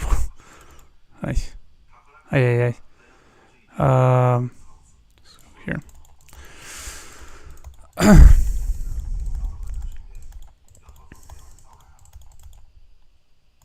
Okay, we can either take or we can wait on that one. But what I wanted to do was this, and now I can do it. So that's good. Let's go here.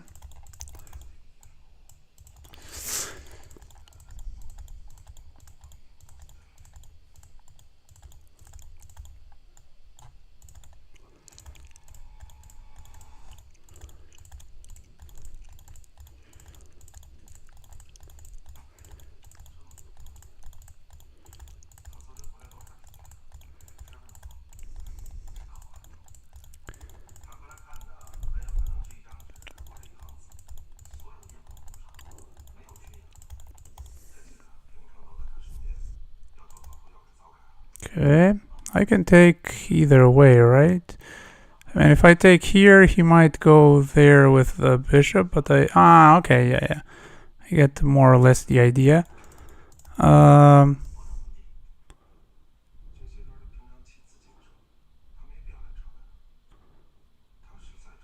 guess you'll go here. Like if this, I have this.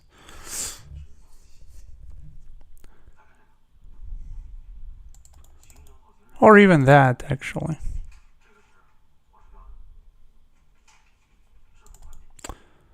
Okay, that I can go over here, obviously. There.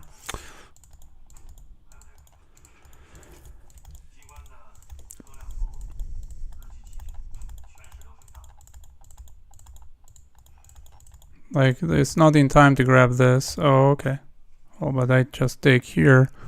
Is there a problem with that rook? I don't think so. I don't think the rook will do anything to me at the present time. Okay, but that doesn't do anything. I could just take here and man, I can defend. Like, rook comes over here. I go over there. I mean, queen comes over there, then... Man, I think I can even take. Honestly, I think I can even take.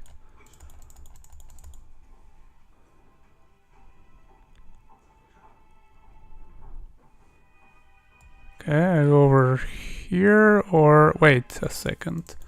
Because maybe I have to actually do care about that. Ugh.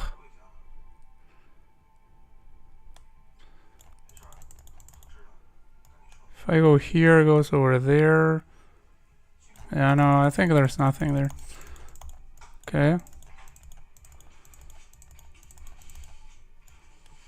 Oh, there was that. Shoot. I was right. I was wrong. I was right the second time when I said maybe he has something. Yeah, did have something.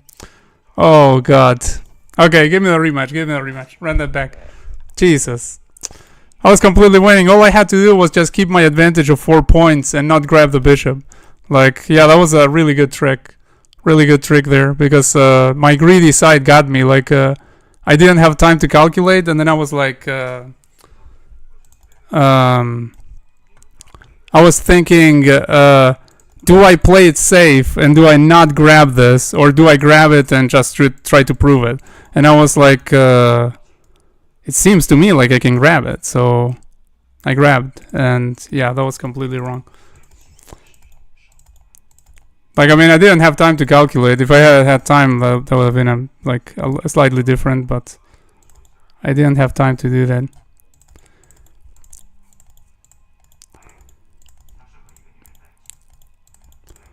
So unfortunate there. Okay, I can grab this one and be really up a pawn, I think.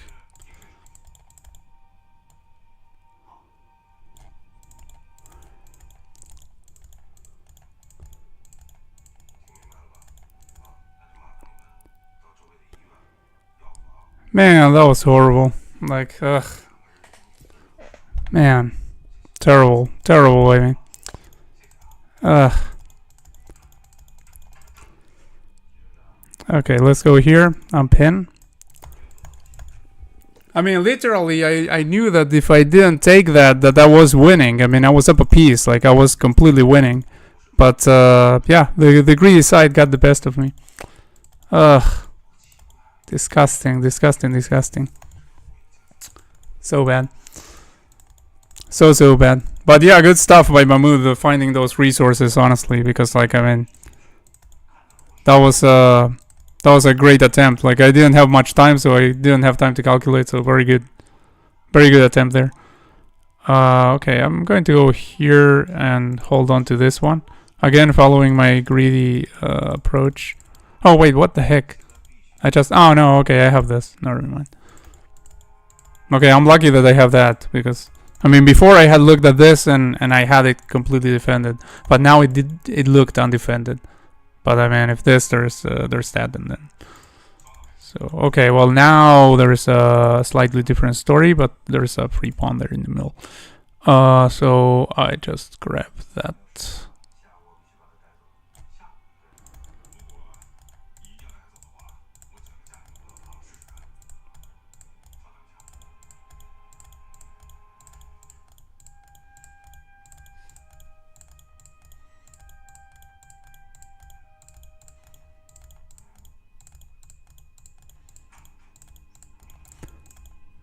Okay.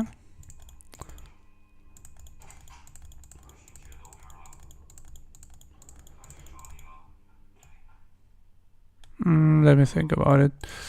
Wait a second. I mean, this will be hanging too, so gotta be careful about that.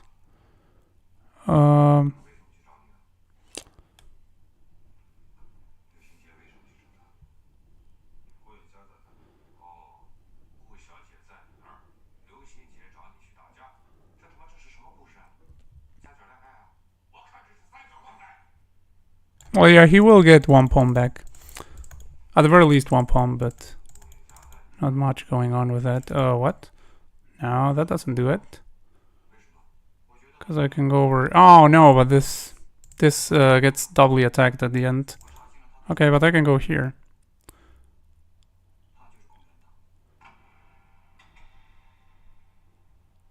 Yeah, I can go here.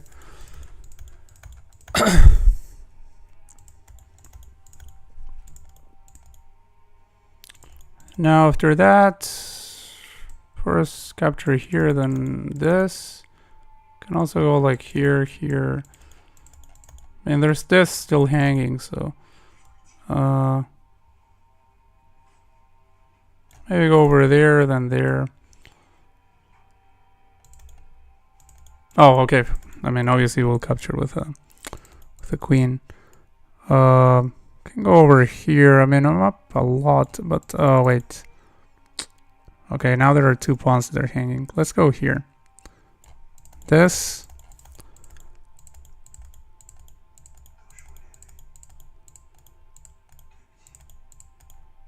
Okay, now I can target that one.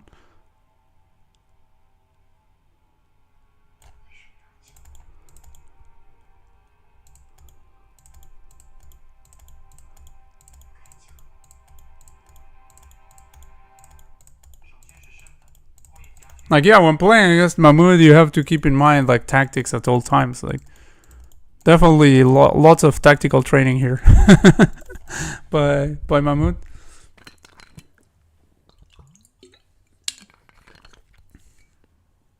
Like, very resourceful. I have no idea how you're not higher rated right now. Like, I mean, obviously in this time control you're not playing, but I mean, like, in your regular time control in rapid, I'm really surprised that you're not higher rated.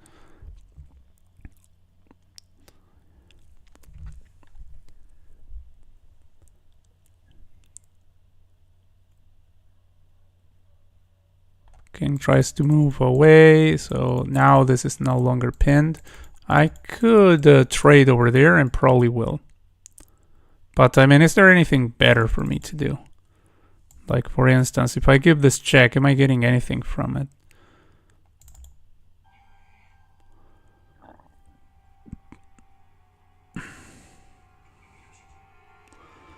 Like, I give this check. We'll go there, I guess. Then I go here.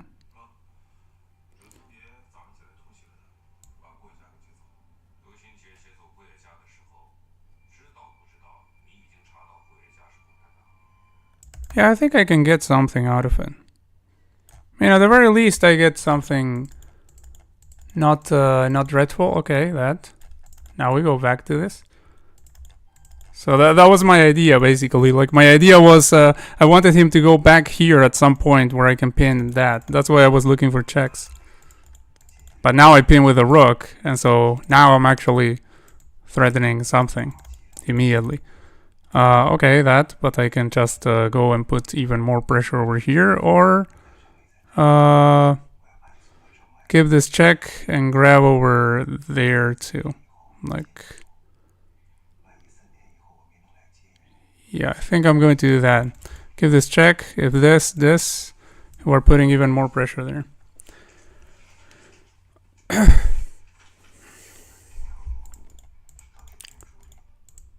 Have to be careful about the time. Again, I'm getting low on time, which is not good.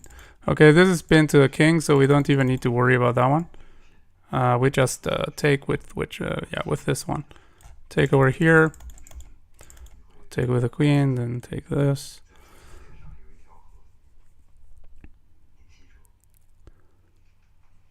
Oh, oof. That's that comes with oh wait, I have mate. Yeah. I was going to like take here with a rook with a discovery, but I mean then I was like, wait, what? if I have mate, then mate is better. Okay. So yeah, good games. Yeah, you're very resourceful. Again, like the first game. Man, like yeah, you have to always be on the alert. When I'm playing against you, I have to always be on the alert. So yeah, very, very well played. I can another unless someone else wants to. Yeah, Chad, let's play another if you want to. Let's play another. Endgame, what is that? That is the platform created by Hans Niemann, by Super GM Hans Smoke Niemann. Do you know him? He made that website.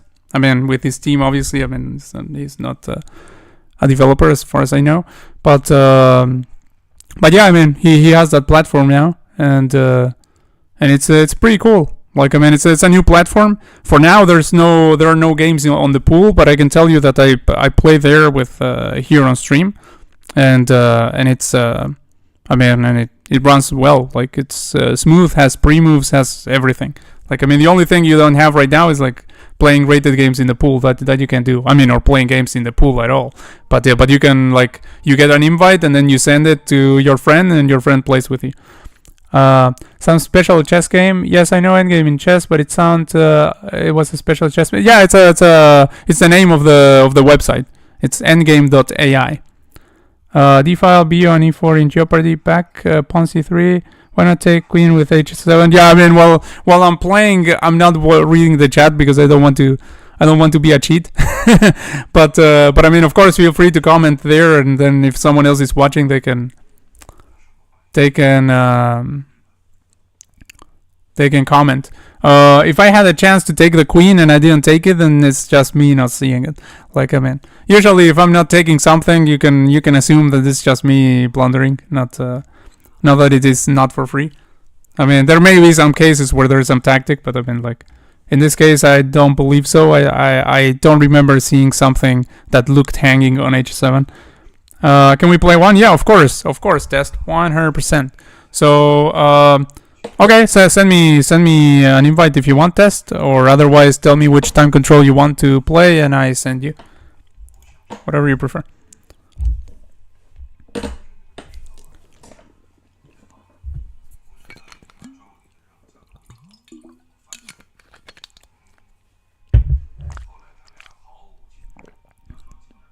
You will invite me? Alright.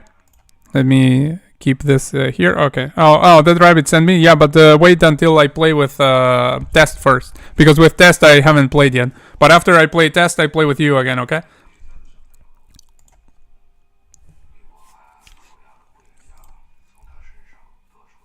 So first test, then that rabbit, then whoever else wants to play, just let me know.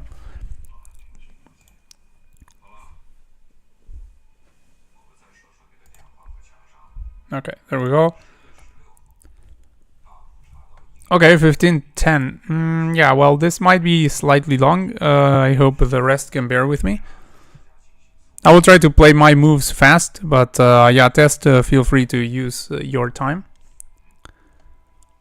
So here I'm playing the Rui Lopez. This is what I play against e5. I mean against e5, knight c6, I should say. Okay, that looks slightly dubious. Like, looks a little bit like a Damiano, but I'm just going to castle. I have no idea how to punish that move, so I'm going to just go with principle. Like, this is what you should do if you're a beginner and you're not sure like what your opponent is doing, but you don't know how to punish it. Like you don't know the right punishment of whatever they are doing. Like, it looks dubious, but you don't know, or you don't see the way to actually punish the move. Then just play principle. Just do your normal stuff. Don't try to do crazy stuff just because they're just because it looks like they are playing dubious. Because I mean, that's how you can lose a lot of games. Like I mean, a lot of players actually bank on that. I mean, it's not the case with Test, I'm sure, but I mean, a lot of players bank on that. Like, they play extremely dubious stuff just on purpose because they are banking on the fact that people will want to punish it, and then people go like, "Nah, I have to punish that move," and then they just do nonsense and end up in a losing position. So I mean, if you don't know how to punish it, just don't go crazy. Just play normal moves. I mean, it might turn out that actually the move wasn't bad even, but I'm pretty sure f6 here was bad. But I mean, since I don't know how to punish it at that point, then I mean, I just continue with my normal stuff. Like, I know that if I cancel, that can't be wrong, right? Like, I mean, it can be wrong sometimes, but I mean, 9 times out of 10, like. Going for normal development during the opening is going to be a good thing to do. So now during this game, since it's a long one, feel free to talk to me in the chat. I will answer while I play the game. I mean, usually I don't check the chat during the games, but I mean, being such a long game, if I don't check the chat, then it's like I'm not here. So, Yanni Rabote. Ah, okay. Rabote. Yeah. Like you're. At work, right? Na работе. Могу побить с вами полчаса. Okay. Могу, like, I can. Побить, maybe watch, I suppose. I mean, it sounds like watch. С вами, with you, right? And полчаса, I have no idea. I can watch the stream only half an hour. Oh, okay. Oh, right, I was trying to translate, and then there was a translation right afterwards, basically. I mean, not the translation exactly, but I mean, basically the idea. Okay, awesome, Irina. Спасибо большое. What I would do is knight h4, then f5. Okay. Yeah, that might be... That could have been something. Or that could be something. I think I'm going to just strike in the center. That's why I played c3. Also, this king is still in the middle. When you see a king in the middle, like, it's just like, it's time to go for that opening of this. Like, if I can get everything to open, that's good for me. Okay, so I take here. Now I have a powerful center.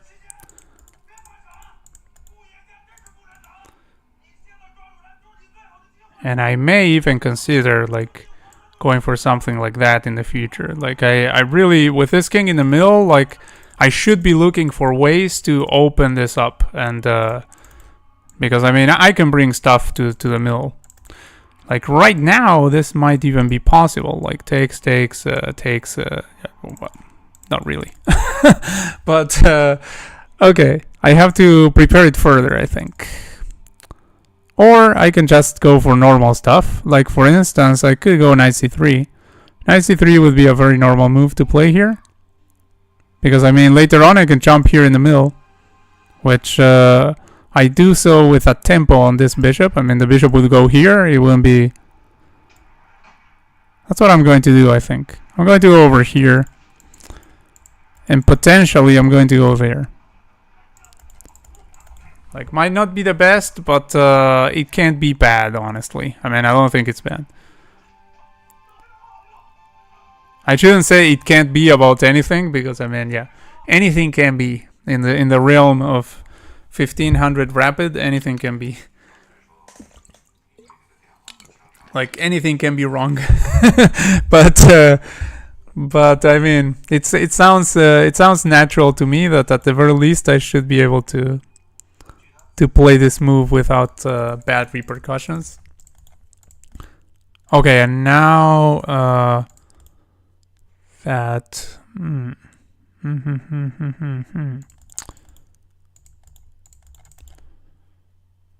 Do I develop this bishop perhaps first? I'm thinking maybe going over there. Then like doing something with the rooks potentially.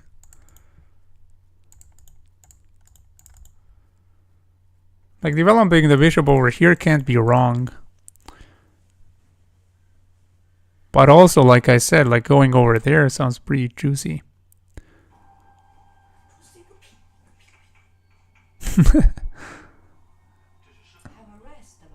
Yeah, I'm having a rest. I'm okay. Oh, also, by the way, yeah, I'm going to develop the bishop because there's something else. There's this also. Like, I mean, again, don't play moves just because maybe your opponent doesn't see it. But I mean, the point is, if I go over here, that's not a bad move by itself. Like, if I go over here and then go here, for instance, that carries a threat, but is not a bad move by itself. Oh, okay, well, this is what I wanted. I wanted to open this up. So I'm definitely taking here. And now I'm going here. Boom. Like, be careful about playing moves that help your opponent. Like, moves that do exactly what your opponent wants you to do. Now I can go over here potentially with this.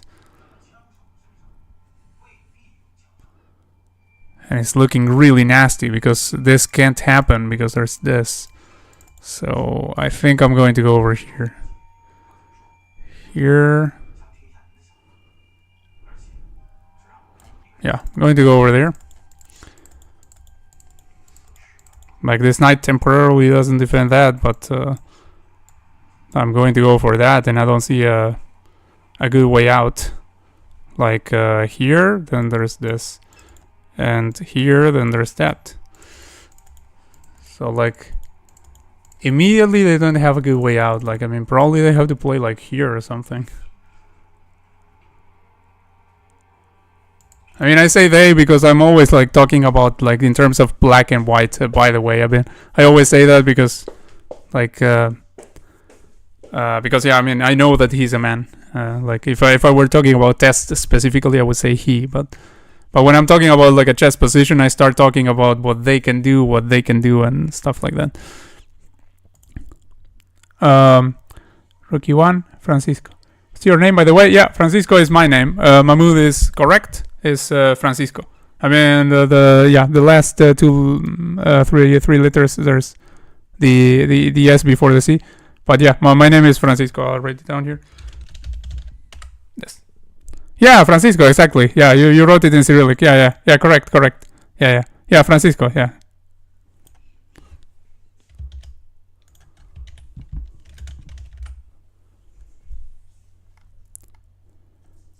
Why is the blinking red? Which blinking? What are you talking about? Is there something wrong with my camera or something?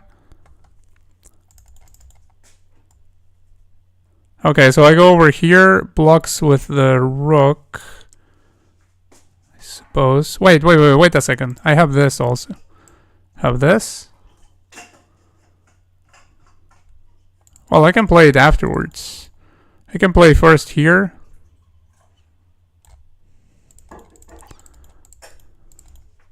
Then if that, I can go here and here.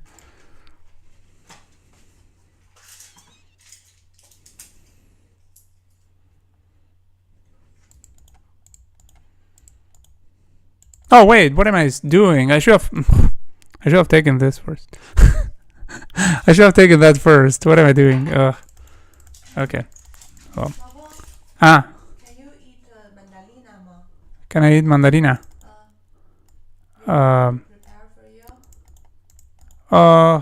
Okay. Yeah, so this was inaccurate by me. I mean, I should have obviously captured the rook first with a bishop, and then go for that. So now my idea is I'm going to take here and just grab an exchange. It seems like very little to grab for what I can do here, but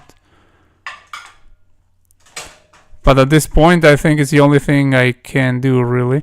I mean, I could go here, which might be better, where they are going to take over here, obviously. Like, I might just do that, because that might be better, actually. Let me think. This. Like, this is the moment where I start throwing away my position. Like, that was pretty terrible by me.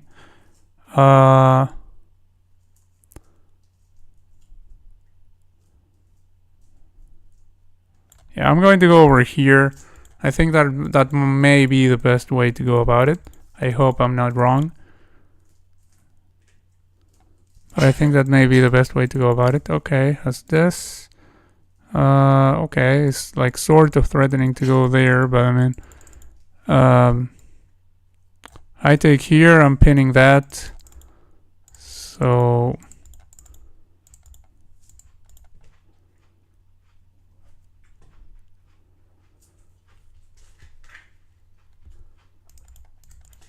yeah, maybe I should have moved here first. Oh, okay. Test. It said you abandoned here. I don't know if you meant to resign or if you just accidentally or if you accidentally lost connection there. So yeah. I hope it's not that you lost connection. You mouse slipped? Oh, yeah, that's bad. Checkmate. Oh, okay, yeah, I probably had checkmate there and completely missed it. So yeah, free rook also I missed it. Yeah, I missed it and then I realized it and I was like, ugh. I mean, this last one was also a free rook, but I mean, it's not completely free because I get forked with my rooks over there. But yeah, it was shouldn't have been so messy. I should have played much better there. And it's random. He clicks with the mouse. A mouse flip. No. Okay. You mean why is it blinking red on the board? Yeah, I'm clicking with the mouse. Yeah, it's like a tick I have. Like I right click, then left click, then right click, then left click. It's like when I'm waiting for a move or when I'm thinking, I just start like doing this. I'm not the only one that does stuff like that. Like I have seen other people do it. I didn't try to copy them. I just do it. I mean, we all do it for the same reason. We just get like that excitement about the game. We start like I'm waiting. Like that. So yeah, that's the reason. I almost had made. Yeah, I mean, I should have taken the rook there first, and then I believe that I would have probably had made. Yeah. Like I mean, I was completely winning anyway, but yeah, I'm sure that they threw a big chunk of the advantage there. No way to defense anyway if you didn't sack the rook. For some reason, my mouse clicked there. Oh, okay. That's the first time I've seen that. Oh, okay. that's a first for you. Yeah, I mean, other people do it in different ways. Like I don't know. Like Hikaru, for instance, he starts like highlighting in a very creative way, like highlighting pawn structures. Like he might do something like this or something.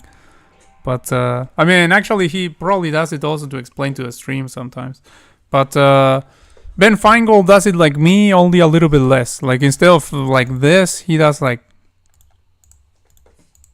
something like that. But he also does it. And I didn't take it from him. Actually, I watched him do it after I was already doing it. So it was nice to see that someone else was also doing it.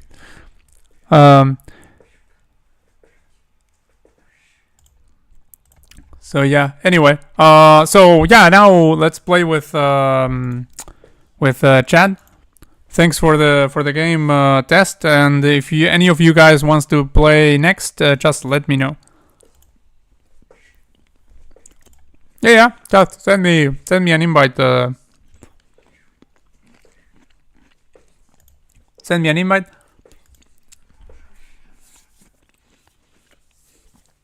And let's have a game.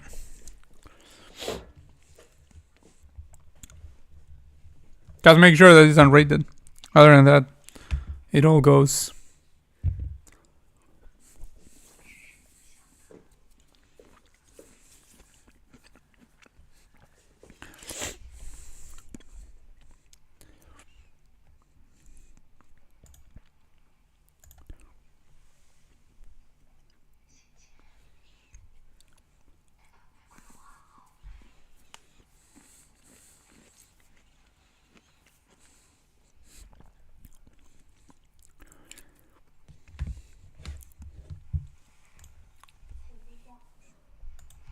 No, I didn't get anything. I didn't get anything.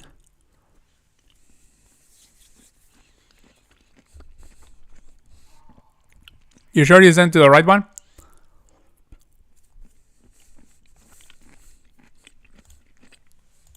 Like chess.com acts up all the time, so I'm not exactly sure what you need to do in order to receive the invites. Like sometimes it happens that someone is inviting you and you don't receive anything.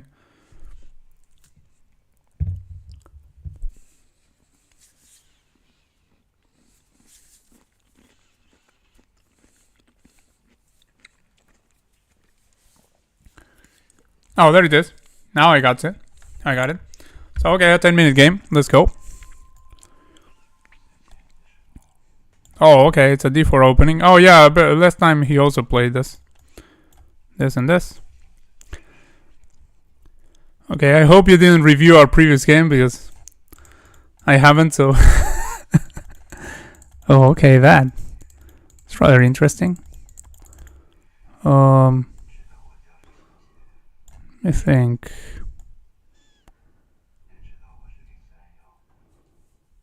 kind of want to go over here. Here.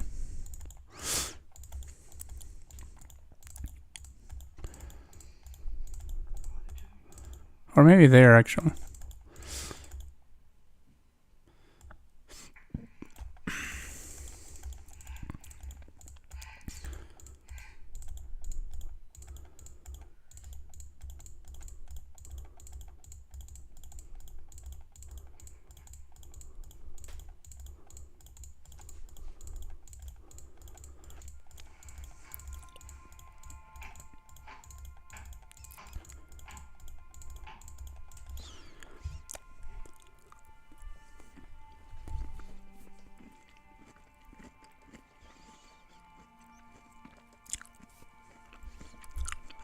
Yeah.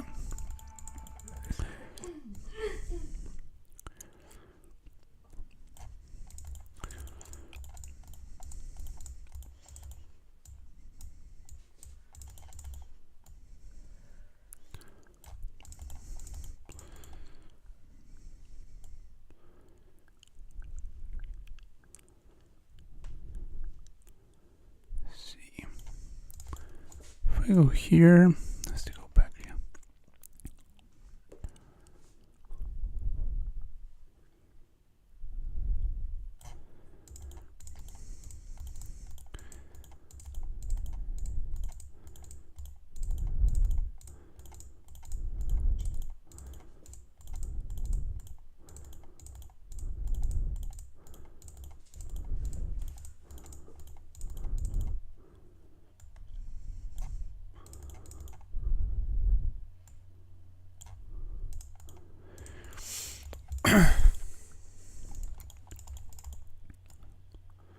Okay, I can go over here, and I believe that's completely fine.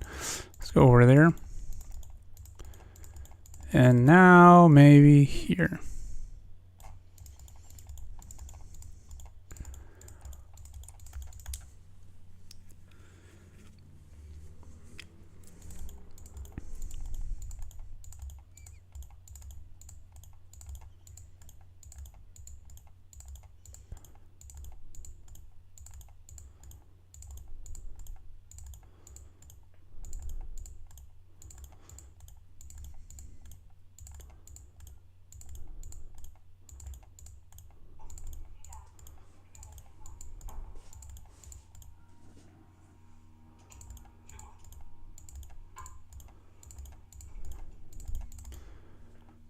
Okay.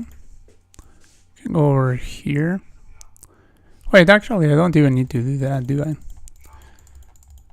Probably I don't, but I could.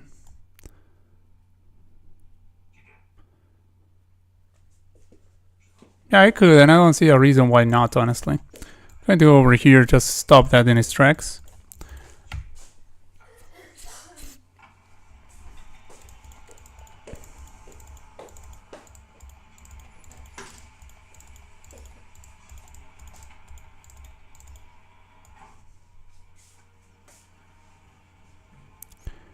Not exactly sure what's the idea behind that. So let's go here. Okay, that can go like there, for instance, or there, even. Let's go here, actually. I want to do something like this and something there, I guess. Okay, I can just take here. Then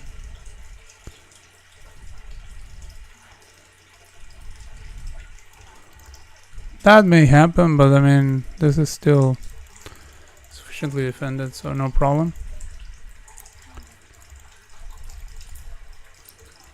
That, not too worrisome.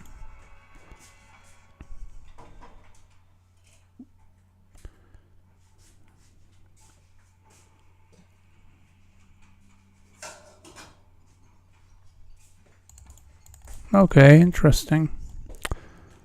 Guess now is maybe the time to castle. I think now is the time to castle.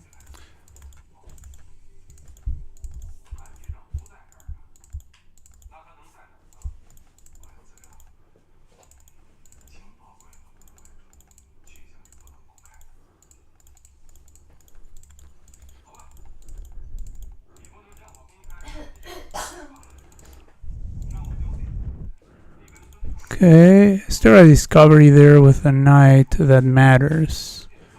Like, after I take here, I don't think there's a good discovery with a knight, right? Oh yeah, there is, yeah. There is over here hitting the rook.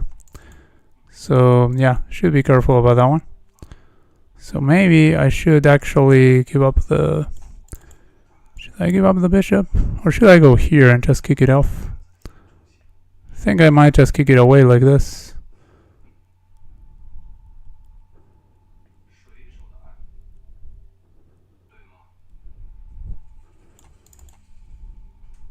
Nah, I just take here. Although going into opposite color bishop endgame in the future is not really ideal. Let's go over here, let's pin that one.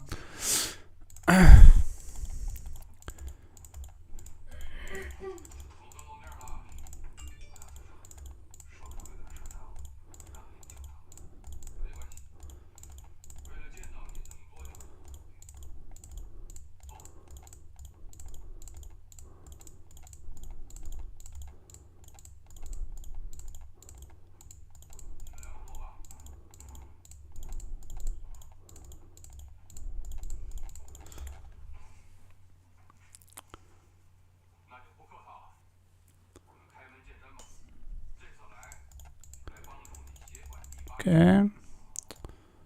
Oh, if I go here, there's that. So potentially over here, I guess.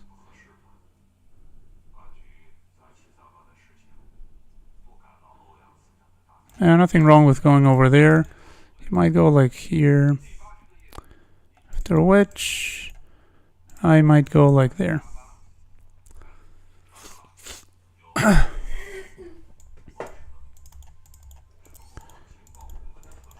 Or here.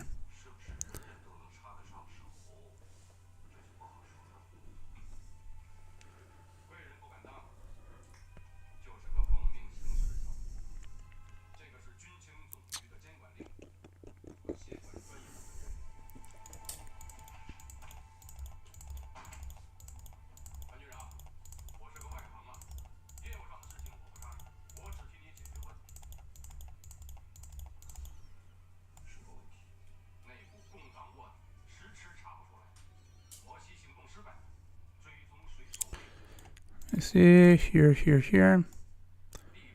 Go over here.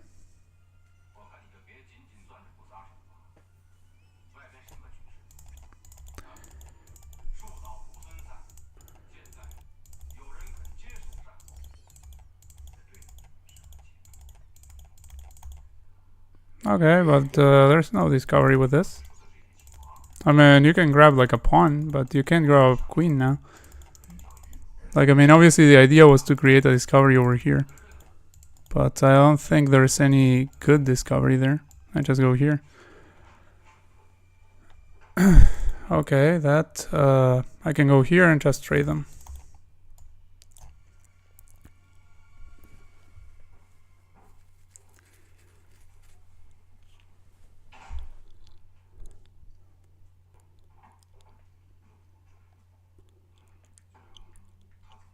There is something interesting with just this. I mean, this, sorry. This is... But I still take here. Never mind, no. I for a moment thought that somehow could go here, but no, nonsense. Like, yeah.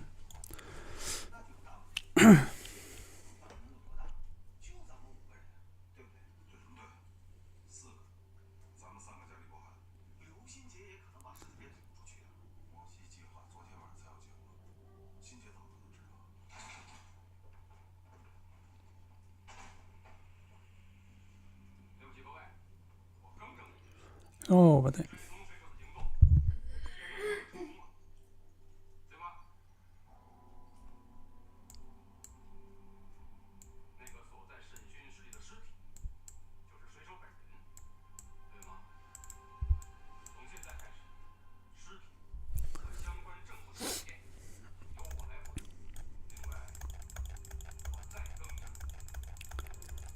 yep, so that one coming.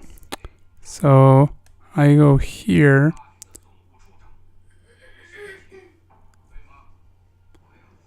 Let me see if I can scam this one out. If I go here.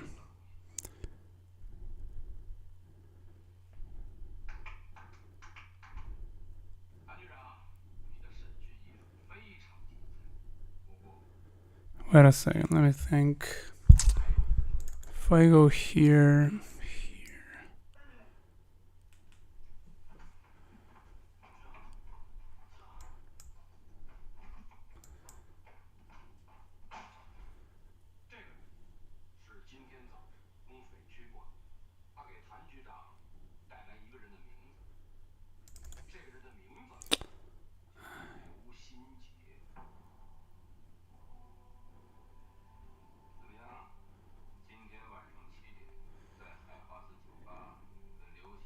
oh wait, I can go here.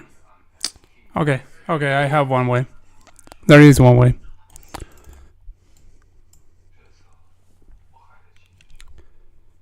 I'm lucky, but there is one way. X-ray defense, kind of crazy, but I think there is this way.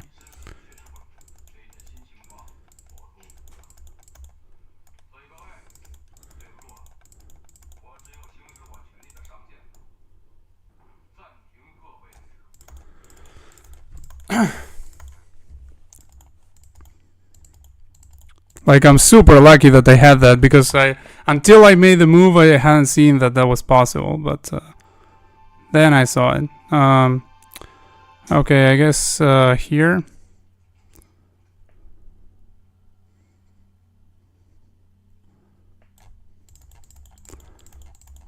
Then if that, I just go here.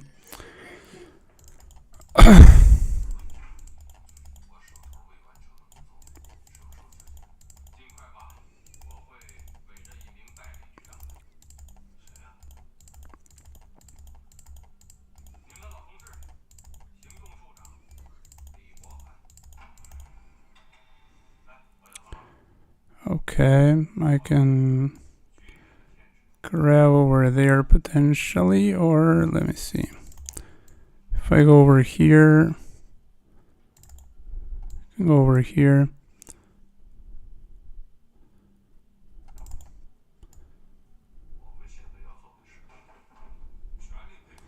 Yeah, if I go there, then there's that.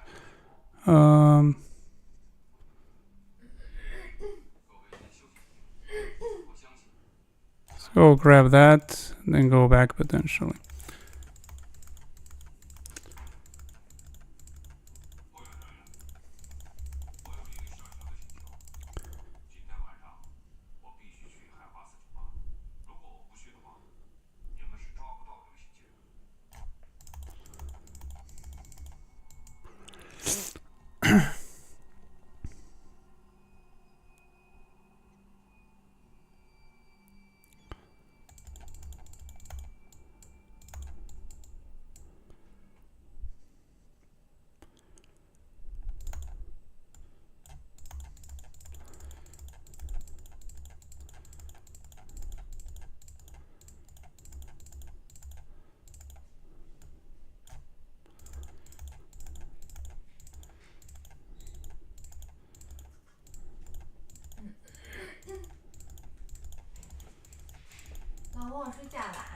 Other?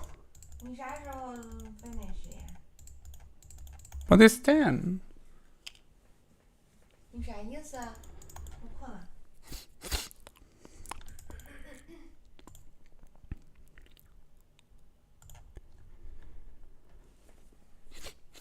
Okay, go over here. Then if it gives this check, I go over there. Defend that still and take this. Of course, I keep defending that.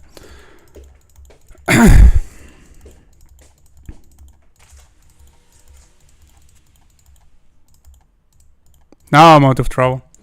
But I mean, I lucked it out there because I didn't see the tactic that he had until I saw it. Like after I played my move, then I saw it. So same as what happened to him pretty much. Except happened like afterwards. I can go, I don't know if I should go there. Wait, I could. Yeah, no, I can push afterwards. I can push afterwards, I think. Because I mean, I'm about to lose this pawn. Oh wait, I can go here. What am I saying? I can go here and just keep the pawn. Yeah. I can go here and keep the pawn. Like if pushes over here, pushes over here. So I can keep that. Now I'm going to take this one with the king. Like I mean, that would have also won just giving up this pawn for sure, but I mean there was no need. Like I can just save it like this. Okay, now I take like this, and yeah, life is really good. So I can just push, push, push, push, push.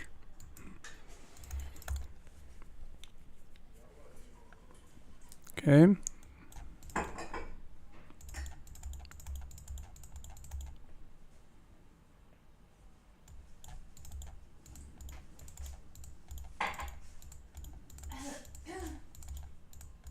The king can't come forward, by the way. Everything is blocked over here. So that's also good.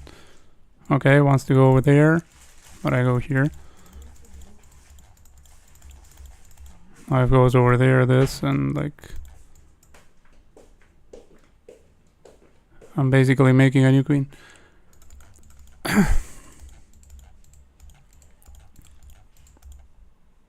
Okay, tries that. I can go here. There's no check.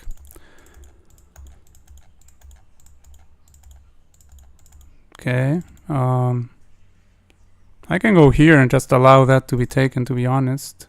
But no need, I think. Well, yes need, because otherwise... Yeah, yes need, actually. Because if I go over here and put this in a passive position, then can just go back and defend against that. So let's go here.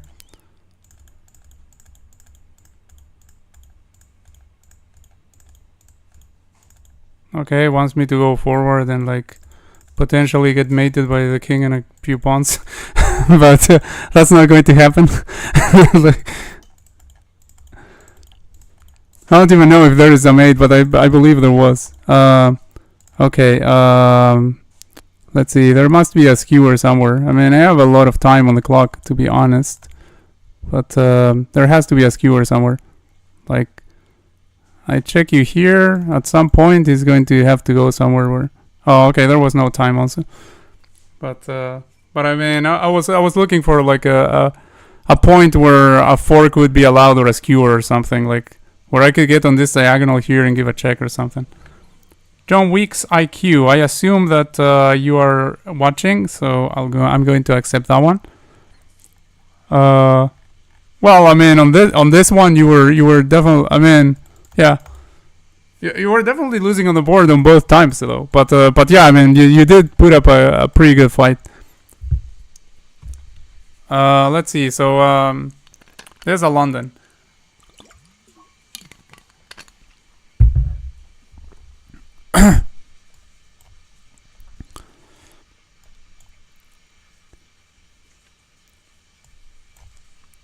I'm going to go again for the King's Indian setup. Like, that has been sort of working so far. Like, I have tried other stuff against d4, but hasn't worked that well for me. Okay, let's go here. I'm like preparing that, sorry.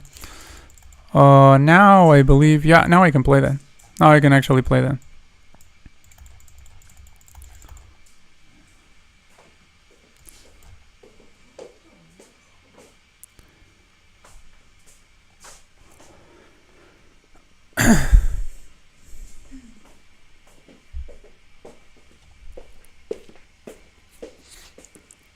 Okay, I get a feeling I'm in the presence of a strong opponent.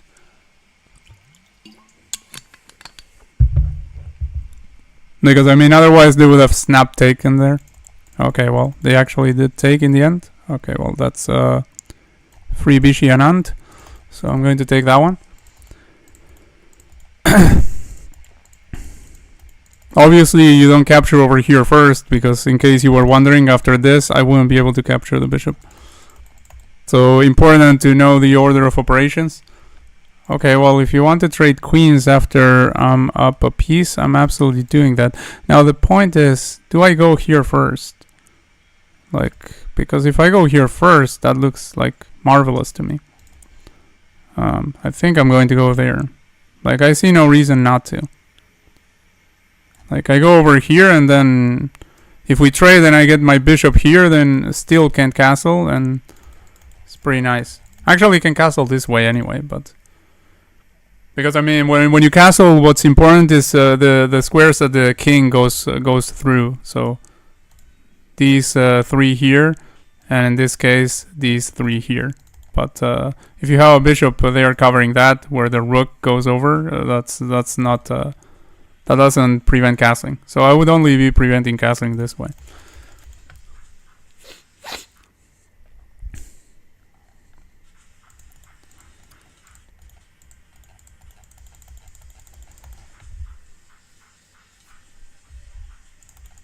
Yeah, actually, that was dumb of me, because I should have actually traded the queens over there, and then I would get the bishop pair, and also this bishop wouldn't be annoying me over there. Now I guess I defend that, and after that I'm going to go here, potentially looking for what I didn't get the first time.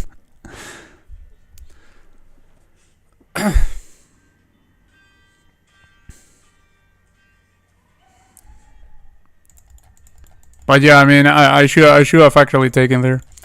Like, in general, when you see that there's a trade on the board that you can do, I mean, in general, the best thing is not to go for the trade. Like, if it's like same amount of material, in general, it's better not to go for it. But you obviously have to analyze position by position. You have to analyze if it's good to trade or not. Like, I mean, it's always going to come down to the position. In this case, I misevaluated, like, but I went with what's the usual good thing. Let's see, does that move carry a threat? Don't think so. So, just going to go here.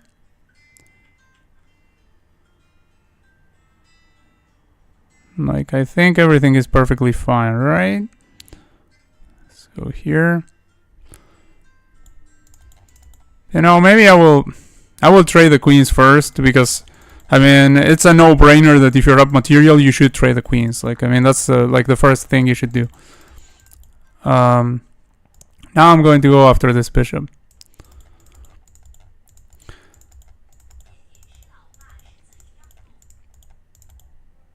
Okay, but I can simply grab that, and I'm happy about it.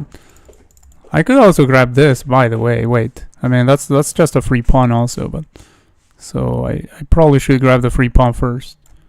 Like grab the pawn and then grab here. If they grab there, if not, then let's see. Like that also does hit this, and also that if I want to trade there. But in general, I like my bishops. Okay, takes over there. Now I have to take here, obviously. Now I could pin that one.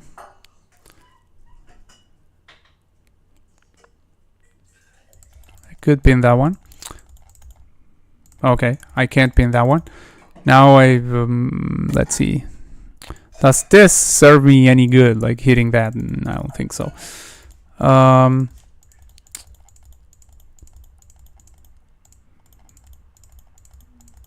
Man, safest thing is to just go back, honestly.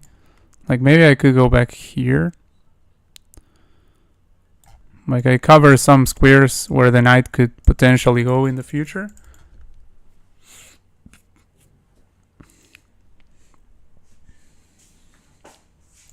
Like again, this was following the principle of loose pieces drop off. I don't want to have loose pieces. Like I do this pretty much automatically. I try to keep my pieces protected.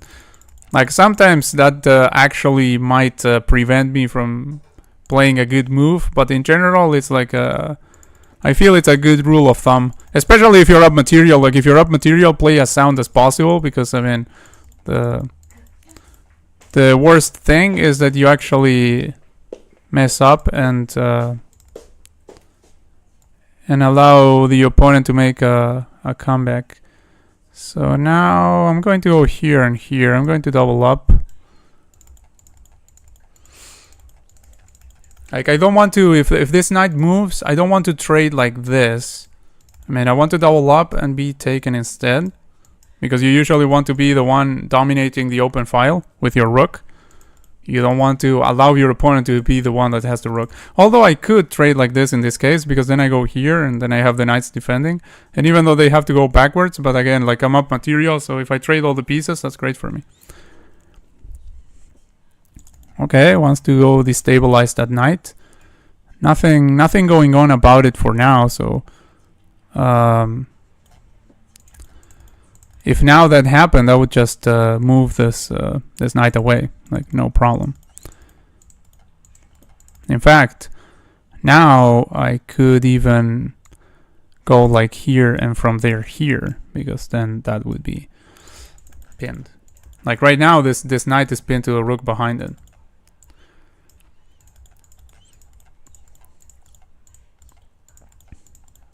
Also, I can win a pawn here. I can win a pawn by going over here, but I have to give up the bishop that I have. I was going to say the bishop pair. I don't have the bishop pair. I have a bishop. So I could go for this. That does win material. It wins a pawn, and then I'm threatening another pawn. So I think I'm going to do that, even though it gives up the bishop, but I'm going to do that.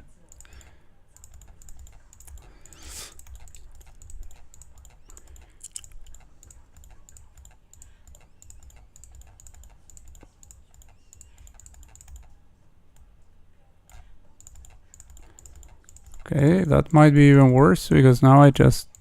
Well, no, it's not worse. No, never mind.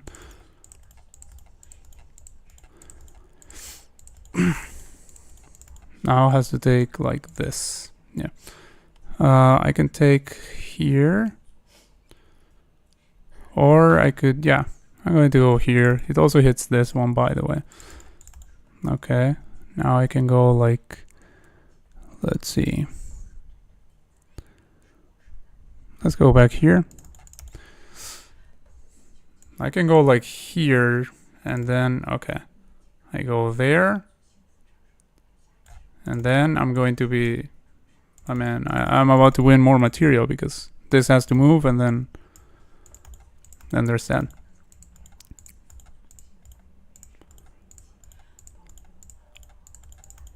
Okay. Oh, okay. Well, yeah, doesn't win material because there's the fact that they hit my thingy. but obviously it's good for me if I get to trade pieces here.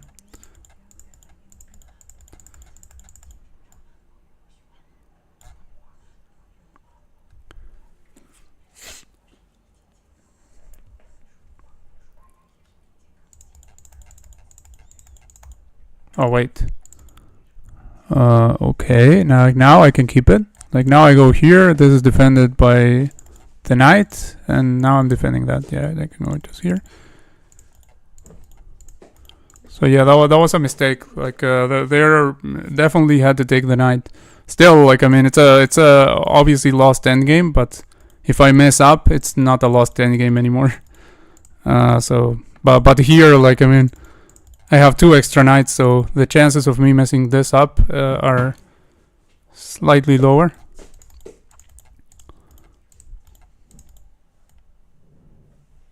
I won't go here because I get... Well, I can go here because the knight defends this one, so I don't get forked. Like, it would be a fork if the knight didn't defend that, but... Oh, I can even defend that now. There's also this. Oh, there's this. Better, probably. Oh, wait. What am I doing? Ugh. Now I have to defend the knight over here. Yeah, okay. That was me getting too excited. Let me think. Is there another way? No, I don't think so. Let's go over here. No. Got too excited there. Almost lost a piece.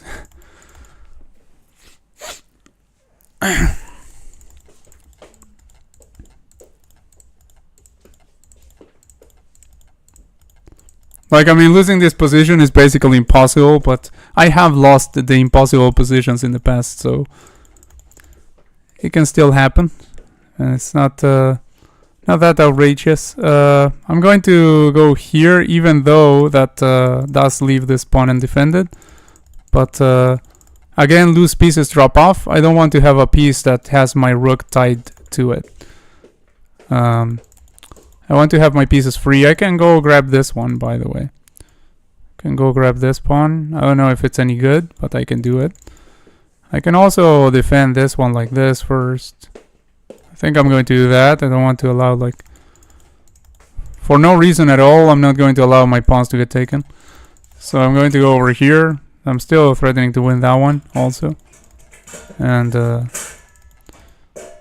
like the rest sort of plays itself. Let me see. Well, I do get this now. Like, even though that leaves that pawn, but I mean, it's just too juicy to let it pass, because after I do this, then now I'm also threatening that, by the way. But I mean, apart from that, I also had my own passer over there. Oh, what did I do? Okay, now...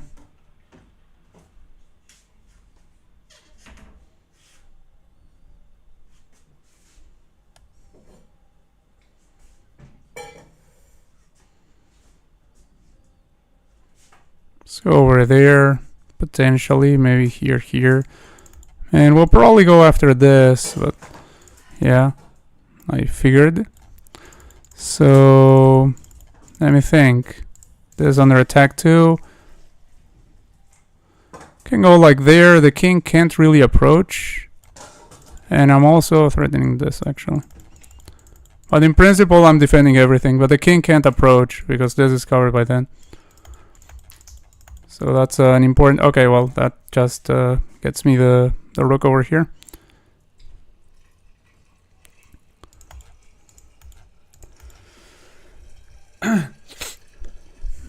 And, well, this is just very, very easy play. I just promote into anything here. Like, just gotta be careful not to stalemate. Okay, there. Let's say here, protected by knight. Then there, ladder mate. There. Oh wait, it's going to go there. What am I doing? Okay, there. All right, so yeah, good game, whoever that was. Let me see in the chat if anyone else comment. Enjoy your meal. Oh, thank you, Irina Sibir. Thank you very much. Spasiba.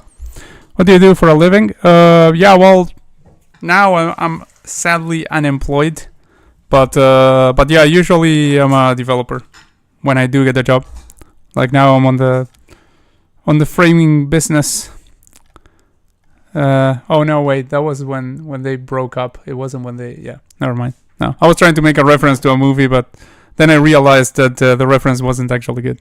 But yeah, I'm right now I'm unemployed at the moment. Test. Who are you asking? Francisco. This man is too good. Oh, thank you very much, Mahmoud. I'm definitely not good, but I have my moments. I have my moments sometimes. Now it's gone. GG, lost on time again. Another GG. Yeah, true. I'll go pray. Oh, okay. Yeah, sure, Mahmoud. I couldn't do what I wanted against your defense. Yeah. Yeah, fortunately, I got I got to defend well there. I got lucky because I mean, like, after I played my move, then I realized that you have those that resource, and I was like, oh my god, like, I mean, am I lost? And at first I thought that I was lost, and then I realized how to defend against it. But yeah, took me a while.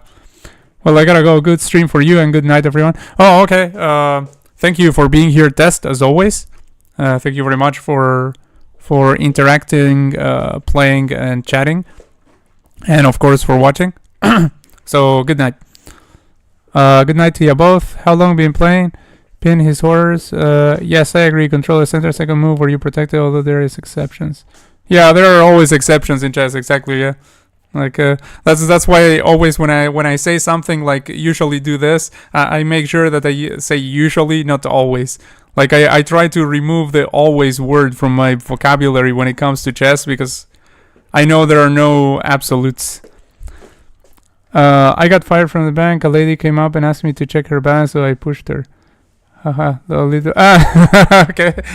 Asked you to check her balance, so you pushed her. Yeah, that's a good one. Yeah, I like those kinds of jokes. I like those kinds of jokes. My brain isn't braining much, so it took me a moment there to realize it. But yeah, it's a very very nice one, very good one. So okay. Does anyone else? Or I mean, anyone else? When I say anyone else, I mean anyone want to play a game or another game?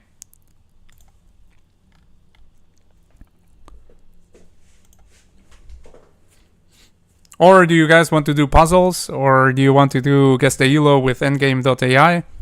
You said that you didn't know endgame.ai, so if you want, chat, I can show you what it is. And no, I don't get paid for doing them any kind of advertisement. I just play on every side. Like I do some stuff on Leeches, some stuff on chess.com. Leeches I actually wasn't using for a long time. But these days I tried the puzzle streak and I noticed that it's so good. I mean, I had an account there, but I wasn't using it much.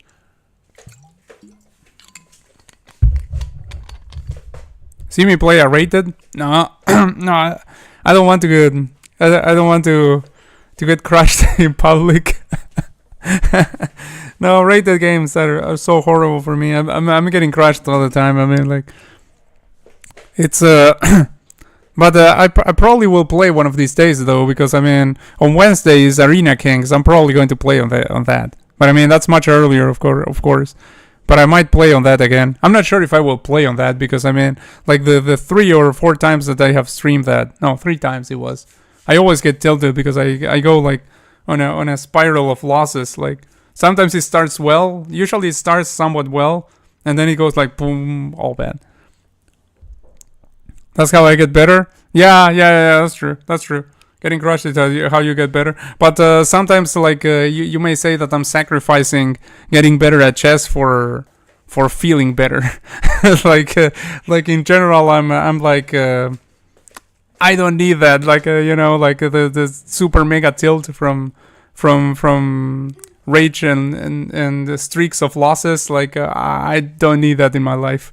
So. So I try to avoid that. But it is true that from the losses is from what you learn the most. Like, I mean, obviously you have to analyze them afterwards, which is no little thing, because when you analyze like your losses, that's like that's almost as painful as when you get the loss. I started playing at 7. My dad taught me, and I lost for 3 years, and he had a hard time beating me. Oh, nice. So you're one of those those cases where the dad played chess, and then the apprentice became more powerful than the master. That's nice. It's such a typical story that even there's even a book about it. Like, I mean, not about it. I mean, the book I think is about like puzzles and things, but it's called How to Beat Your Dad at Chess. Because for a lot of people that happened. For me, no. I mean, I've never played a single game of chess against my dad. I played a little bit against my brother when I was little, but it wasn't even real chess. Like, we played just a few games, and it wasn't even real chess because we didn't know en passant, for instance. Like, for real, we didn't know en passant. Like, nowadays it might sound crazy because, I mean, people, at least, on the computer, you can know every rule. But back then, it was absolute nuts. Like, absolutely nuts. It was like, we didn't know en passant. Then we didn't know like the 50 move rule. Like there was a friend of my brother that told him that after 11 moves with a king only, you would draw the game. So imagine that 11 moves. That means that you can't mate with basically, like, I mean, you mate if you have a queen, and that's a like if you have a rook, you might not mate.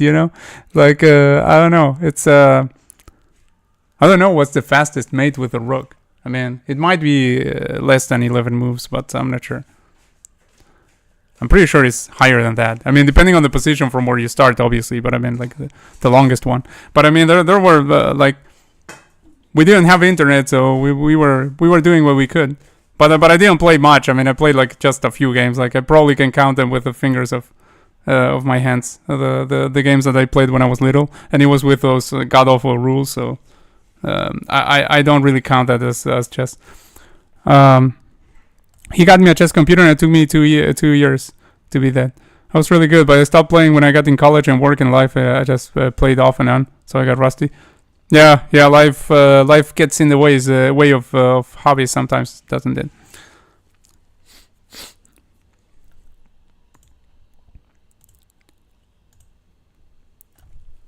So yeah, if you want, we can do some puzzles or whatever. I don't know.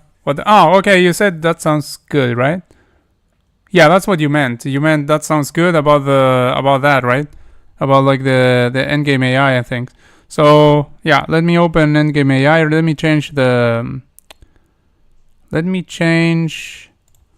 the view. Now it's going to look all broken because we're in the wrong site for this.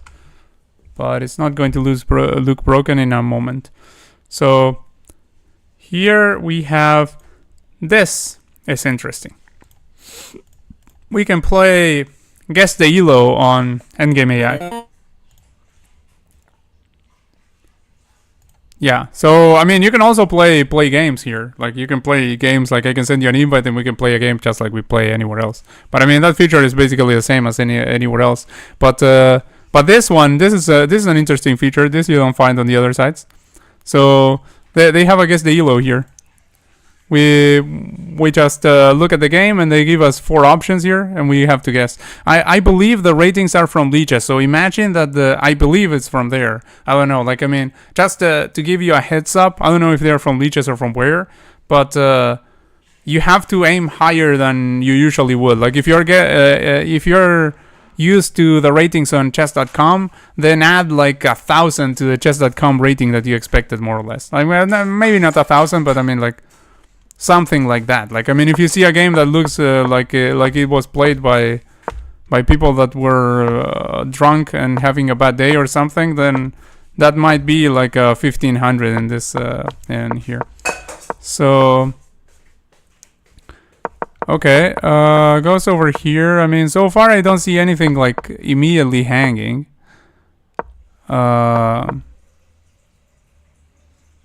Okay, now it goes there. All right, centralized. Tries to destabilize. I mean, this looks like an okay game so far. This is a little bit suspicious, like playing this move. Like, I mean, now the knight lacks support, and you have sort of a backwards pawn there with a c pawn. Slightly dubious.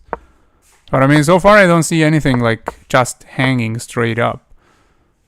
Let's see if they are going to do something about the knight. Otherwise, that might be a first.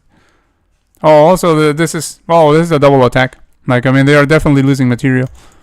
I mean, they are, first of all, just over here. I mean, even if you move the knight, you're at the very least about to lose a pawn there. But apart from that, there's the fact that you lose a pawn over here, and the rook lands on the second rank. So pretty bad. Defense the pawn. No, lost the knight. Okay. All right. Infiltration or lose a piece. Let's lose a piece. Okay. I mean, who knows? Maybe they were correct in their assessment. Like, maybe that was the way to go. But yeah, they're getting smoked here. Absolutely smoked.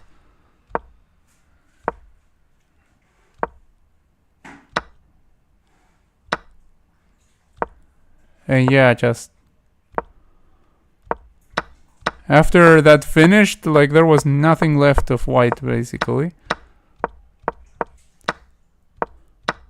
Now the other rook fell, everything fell, and there was that. I suppose that white resigned in this position. It doesn't tell you how the game ended, but I mean, I suppose that's how it ended. I'm going to guess 1667. Maybe the 1990 when the pawn did a3. I was thinking one of the two. Yeah, like I'm telling you, this is these ratings are, like, imagine that they are a lot higher than what you would expect on chess.com, like a lot higher. I'm talking about hundreds and hundreds of points higher. So I would lean towards the 1990. I don't think 2720, because I don't think on any site you can have 2720 and well, I don't know. Like, I mean, you might blunder a piece and be 2720. Who knows? Like, I mean, not on chess.com definitely, but these are not chess.com ratings. Well, I mean, on chess.com I saw a guy blunder, a national master blundering a queen. Like, was it yesterday? I think it was yesterday that I saw that. No, I think it was this morning. Yeah, I saw that. Anyway, yeah, 1990 is what I would go for. So I think we should go for that one. Maybe that's why I would say, yeah, you say 1990. Let's go for it. Let's go for 1990. I mean, usually I pick the one that I pick anyway, but okay, you were right at the beginning. 1657. All right.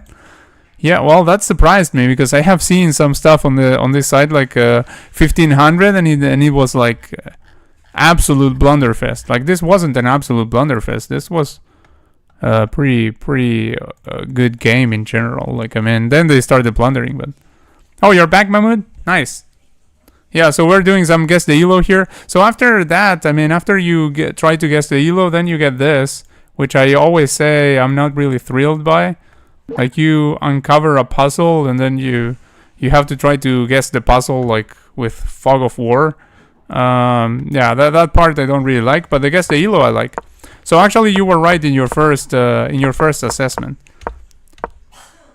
And your second assessment was influenced by me telling you that probably it was that. So, okay, now they are this. I mean, who's gonna defend that after they defend from this? Like, after this, who's?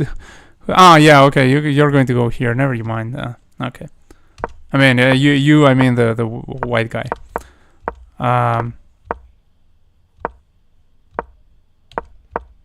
Wait, what? Oh, okay. Yeah, pinning the pawn to the knight. So now, if you take mine, I take yours. Okay.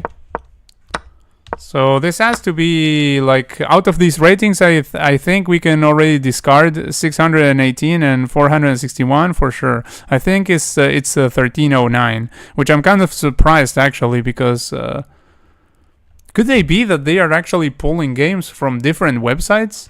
that some games are from chess.com and some are from leeches. I mean, I hope they are not doing that, because if they are doing that, they should definitely tell you which site it comes from. Because I mean, 1309 is like super low comparing with what we saw for a 1500 the other day. Wait, what? What happened there? Like this, and boom? What? Like, was there a problem with taking the bishop? I mean, with recapturing, I mean. Oh, and now traps the bishop. Like, b3, and it's trapped. Like, here you go over there, b3, and this bishop is gone. Like, then you go over here and you pick it up. Basically. Well, actually, they could go over here to prevent that. Making it slightly harder, but then you go... Oh, no, you can't go there. Yeah, I mean, that could make it slightly harder to get. But I mean, yeah, in principle, at least you get it stuck there by doing that. But I believe they would have gone here. Ah, yeah, but then you can go like here and target that. Potentially. So, yeah, I mean, I think this and probably gets trapped. But not entirely sure. Okay, this pawn falls, goes over here. This, okay. It's looking suspicious. Well, first of all, the bishop is the other bishop is falling. Oh, that was a discovery. Yeah. Now they're picking the bishop on on f2. This happens. Like yeah, these guys know a couple of tactics. So okay, yeah, that ugly move, because again, you were about to trap a bishop over there. But I mean, they didn't see it. But now they are definitely trapping the bishop, because there's no dark squared bishop to prevent you from going there. So like you go over here, and yeah, they might get 2 pawns for it, but that's it. Now if you go over here, yeah, you're not trapping anything. Still, I mean, they were already winning here. Goes over there. Okay, now you have to do something about that queen. Goes back. Now the knight is for the time being hanging, but you can move it, like knight f3 or something. Doesn't do it. Ah, instead it goes after the other bishop. Okay, yeah, well, if you take my knight, I take that. But the point is, after takes knight, then you take here, then can take this with check. So, I mean, like, okay. Oh, they can also take the rook, but, okay. Well, but that's just an exchange. But, yeah, they're getting everything, basically. Like, black is getting a lot of material back. Yeah, I mean, could have just captured the knight, and then if they capture here, you capture here with check anyway. Like now is black who could have been a million pieces up. Yeah, they are leaving their is weird, because they are finding some tactics, but they are also leaving everything hanging at the same time.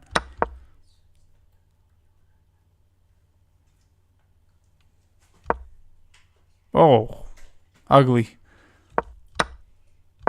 Or beautiful, depending on which color you're playing. And also the rook can't take, but then you grab over here, so... I mean, actually the rook should probably take, and then you grab over here and they grab here, but I mean, they're completely lost, obviously.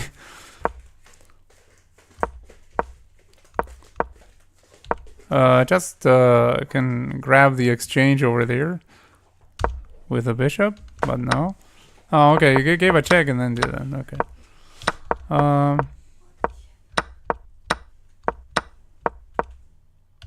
Man, wasn't that just mate? Like, here, yeah, that was checkmate.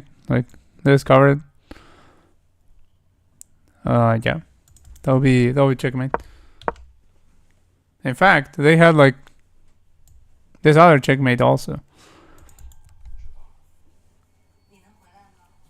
Instead, they went here. I guess they were enjoying themselves. Again, they had checkmate like here.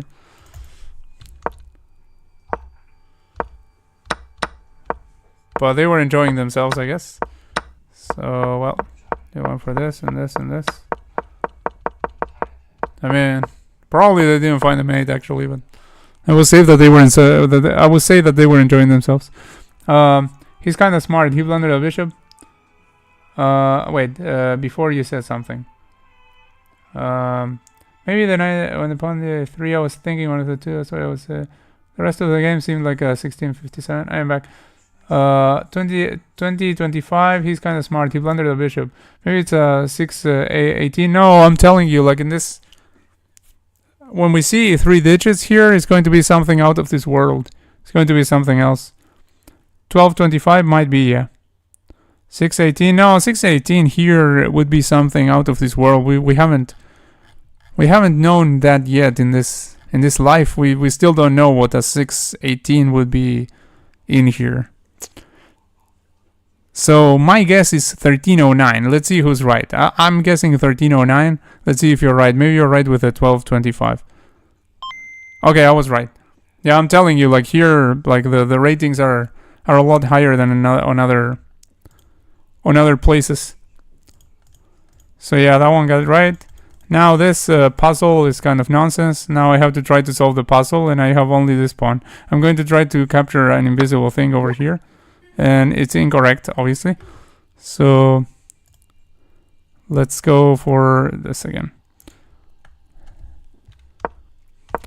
D4, D5. Okay, here it's going to be rather difficult because we have a lot of options here. Okay, we have a Slav. Takes. Okay, this. I believe this is what's called the exchange Slav. But I mean, I don't know about the Slav, so... Well, I don't know about much of openings in general, but...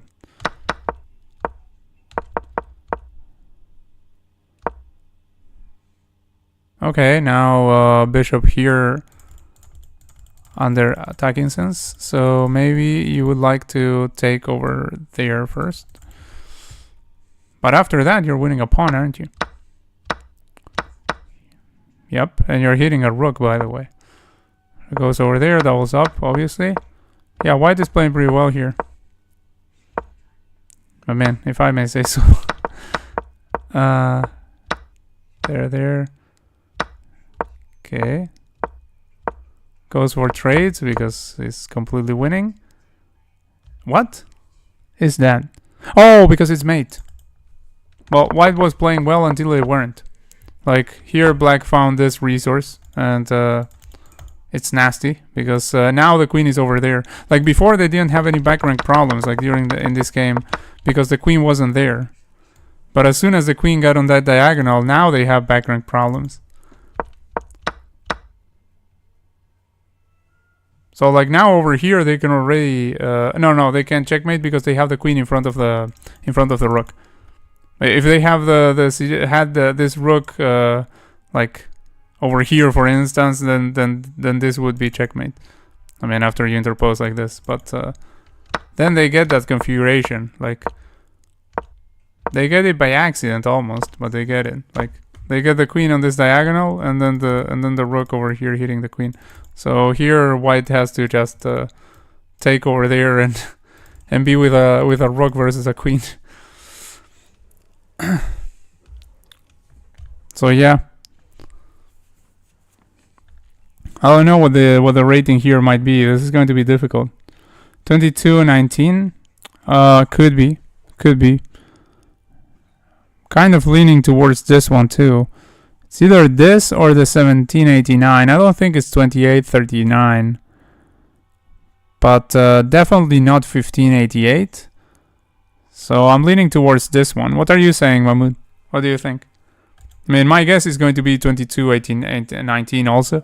So I'm going to try for this one, but I want to hear all opinions so that we can compare afterwards. So we can see who was right.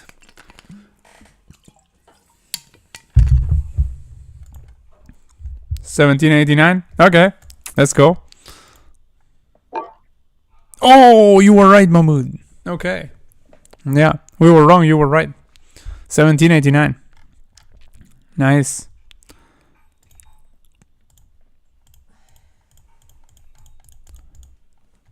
Okay, and now I have to try a move.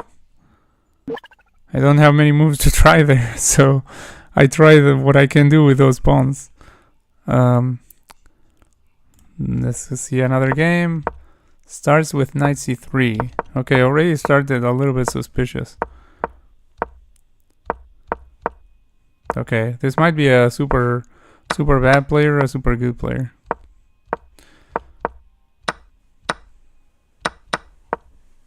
Yeah, I mean, playing like this. What is that? That can't be right. Like that's not a good exchange to give away. What? Wait a second. What? Am I missing something here? Like, I mean, just that, and I don't believe they have even nearly sufficient compensation for that exchange. And I think they thought the same thing because they went back. Oh.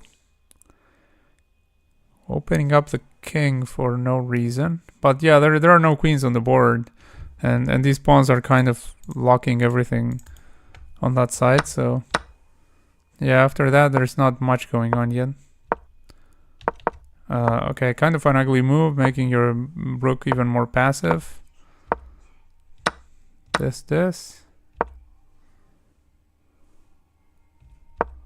Okay, here should have gone over there. So if they trade, then you fix your pawn structure. Okay, I get a feeling that white is going to get crushed here. Like already there's a bishop pair over here. I mean, not bishop pair, but I mean taking away. Before white at least had the bishop pair. Now they are not going to have it if this knight trades for this bishop. But also there's this. So yeah. Okay, goes over there. You can trap that bishop immediately like this, and then you win it like this. Like classic stuff. Like here, this you can't go there, and then win it like this. And they did that. Okay. They tried to go save the bishop like that, but I mean, you're not fast enough, bro. Wait, what? Maybe you are. Yeah, they were. Wait, what? Yeah, because there happened to be a bishop over here. Ah, but you have this check. They forgot about this check. They have this check over here and then takes. Okay. Now white not only escaped but grab a couple of pawns there in the process. Oh, there was the rook hanging at the end. Wait, what? Oh, when they did that, they were hitting a rook. That's why they went there. Okay, makes a lot of sense. Okay, actually, I was being stupid. They were being smart. Like, yeah, they did something better than going and giving the check.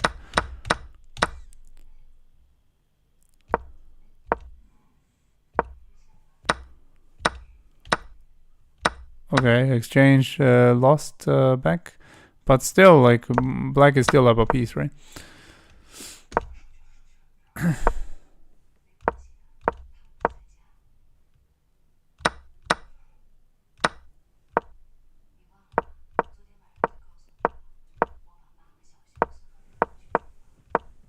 Yeah, white is not going to stop the pawns, is he? I mean, black. Here you can just go over there, give this check, and get a queen immediately. Like, typical stuff. You give this check, and you get the queen. This, of course, also works in this particular scenario, but I mean, could have done it like that. And then they would have had a queen versus a rook.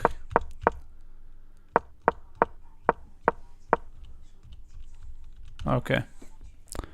So let's see. My guess is 1809 because I mean they played alright, but I mean a lot of blundering here and there. So 2393, I don't think so, too high. And 1616, I don't know. Given the ratings on this side, sounds a little bit too low. 1801, oh, he blundered a rook and the other one didn't take it, so 1616. Okay, I'll go with 1809 also, as well as Chad. Let's go with 1809.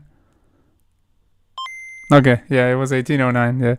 Yeah. Like I mean, on this side again, like my only complaint about that gets the elo is that they don't tell you where the ratings are coming from. But But anyway, I mean, once you guess a few, you can get an idea of what the scale is here, and then you start guessing, sort of.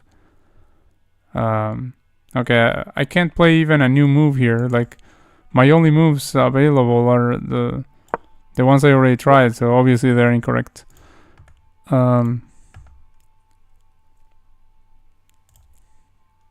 Okay, I'll do one more and then I will end the stream because it's getting super late here. But thank you guys very much for tuning in and for sticking around. Thank you, Chad, for joining. And thank you, Mahmoud, for being here again. Let's see. Oh, what do we have here? Which opening was it? Is this something of Benoni or something? Like c5 right after d5. I don't know if this counts as Benoni, but it's sort of like the idea, right?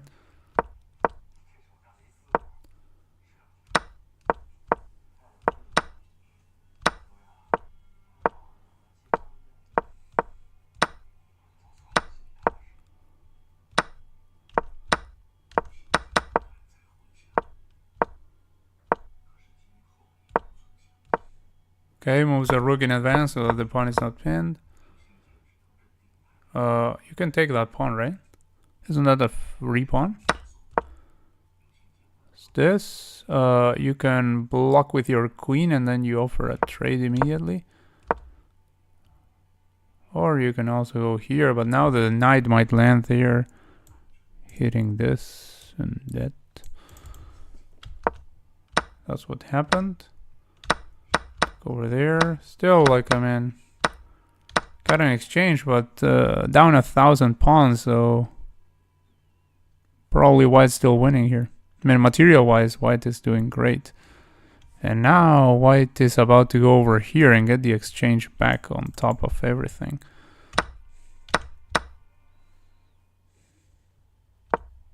Okay, but first you should have hit that. I mean, he should have hit that that bishop first, I think, with the rook. Potentially.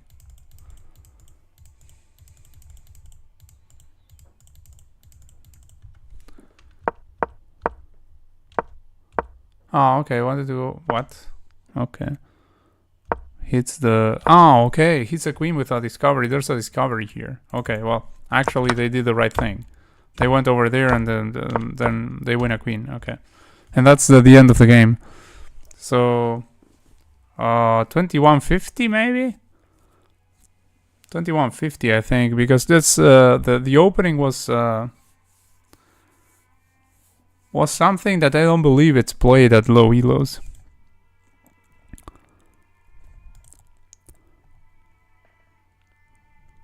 You watching Snow White?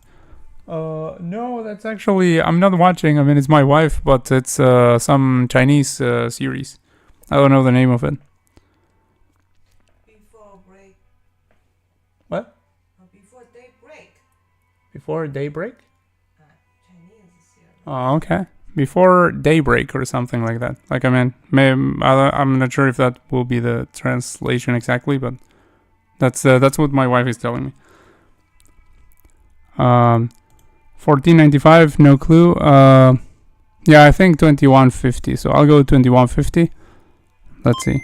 Yeah, I was correct. Like, I'm telling you, like, the ratings are rather higher than you would expect here. But yeah, 1495. I have seen 1400 here, and or at least 1500 we have seen, and you can ask Mahmoud. It's some crazy stuff. Oh, I didn't even uncover another pawn there. I mean, another piece from black there. So, I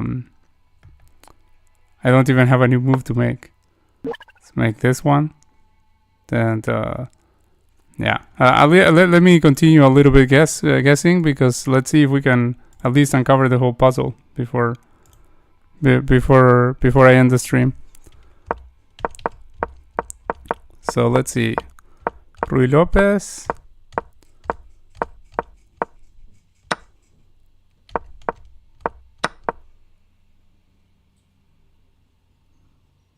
Just take this knight, they take this knight, then grab pawn. Yeah. Just move the queen.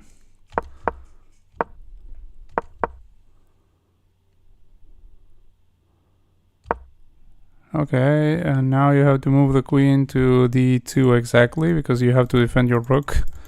And obviously, like, move the queen away. Oh, and there's that. You can take here with a rook, I guess. And, wow, but... No, it's not surviving this, right? Like, here. And then you have to do something about the queen and about the mate. So, the truth hurts. Got destroyed there. Yeah, I mean, I guess they had to play this if they wanted to play on. That was probably the only way. Okay, I guess take the knight with the bishop also. Well, here... looking nasty. Okay, they got into this position. And this is going to be very difficult for white.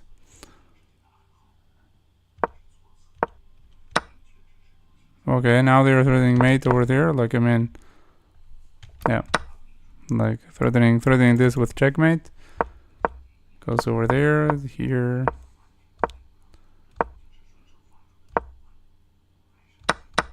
Well, this is even more difficult to defend now that they don't have. Okay, and they resign probably, I guess. Either that or someone ran out of time, but okay. I'm guessing 2033 here. I think 2033. And just blundered badly in the opening. But 2033 probably.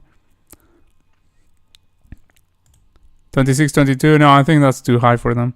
I think 2033. What do you say, Mahmoud? Like even 1678 might be an option. I think the one we can agree that it's not. It's 1066. Like with that, we are sure it's not. But these three, I'm leaning towards one of these two, honestly. So I'll go with 2033. 2033 also? Okay. No, it was 1678. Like I said, leaning toward one of the two, but I chose the wrong one. So yeah, I gave them too much credit. Okay, now we have a knight that can move. What's the big move here? It's like I don't know. Makes no sense, but we have to try something. Probably the move will not be with that knight. Let's see. This d6.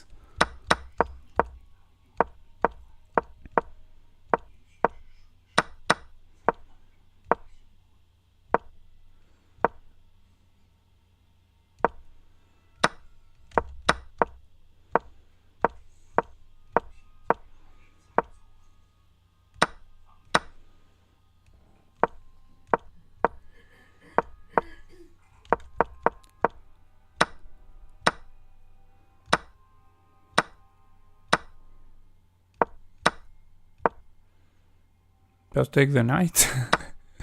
Like, I mean, you defend the rook, but it takes the knight. It's what is that? Oh, okay. White was in an end it all mood, and that's the game ending. So 1786, I guess, the lowest of the values. Like, I mean, everything else is way too high for these guys.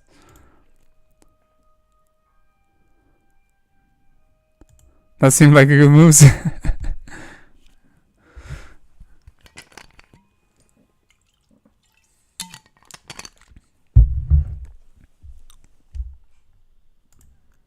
I mean, white got mad there in the end and started like tilt throwing the pieces at the opponent, but I think maybe the queen blunder was actually maybe a mouse slip. I don't know.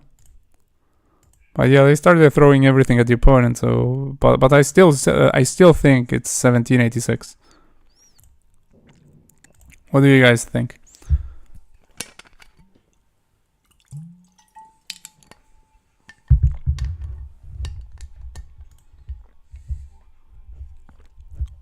Oh, okay.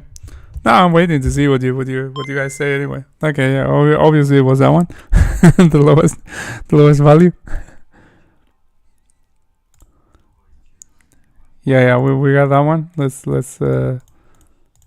we still can't uncover the whole thing of the puzzle. Let's see. Okay, but now we have something going on here. So I'm still not seeing anything that might be a solution to a puzzle here. Like what? We take the bishop first and then there's something after it? I don't know.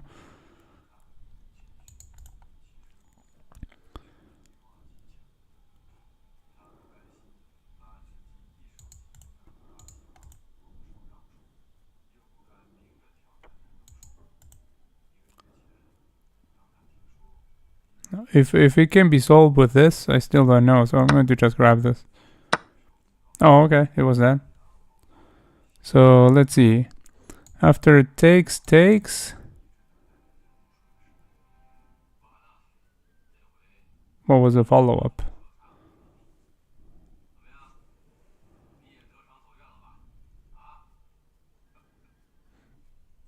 No idea, honestly.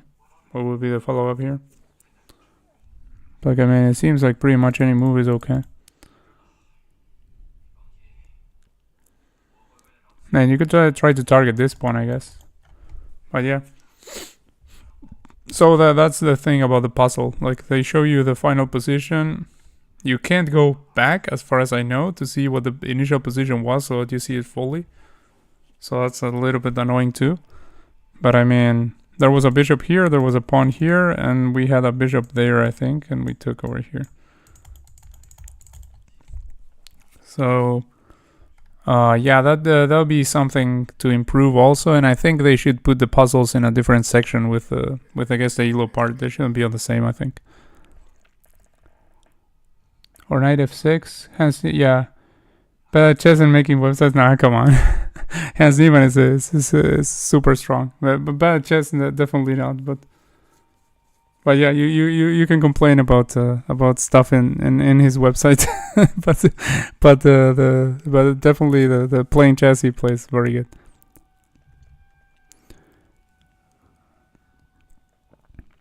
I mean, he gets a lot of hate for his personality. That's a thing. I mean, he has that attitude that a lot of people don't like.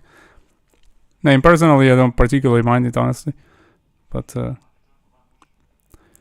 mean, I mind more that the treatment he gets when they don't invite him to tournaments and stuff like that. For me, is kind of nonsense. Like, just because he's arrogant or something, like they shouldn't keep him out of the events. Like, without inviting him when he's actually proved that he's a strong player. But yeah, I mean, it's a like he gets a lot of haters and he gets a lot of people that back him up, and then some people in the middle. But why not knight f6 right away? Yeah, I mean, I guess I mean you do create a weakness over here. There's that. And perhaps we were defending against something, but I'm not seeing like some threat here. But I mean, they do get a weakness there with the double pawns, and this being a backward double pawn, like really weak. This one is also weak. But yeah. Anyway, I'll be going now. Thank you guys very much for tuning in and participating, chatting, hanging out, having fun with me. So I hope I see you in the next one. I'll be streaming again tomorrow, as per usual. I mean, I try to stream daily. Some days, of course, I will not stream because sometimes I do have other stuff to do. But I mean, in general, I will be streaming on a daily basis as long as I can. So take care, and I'll see you on the next one. Bye.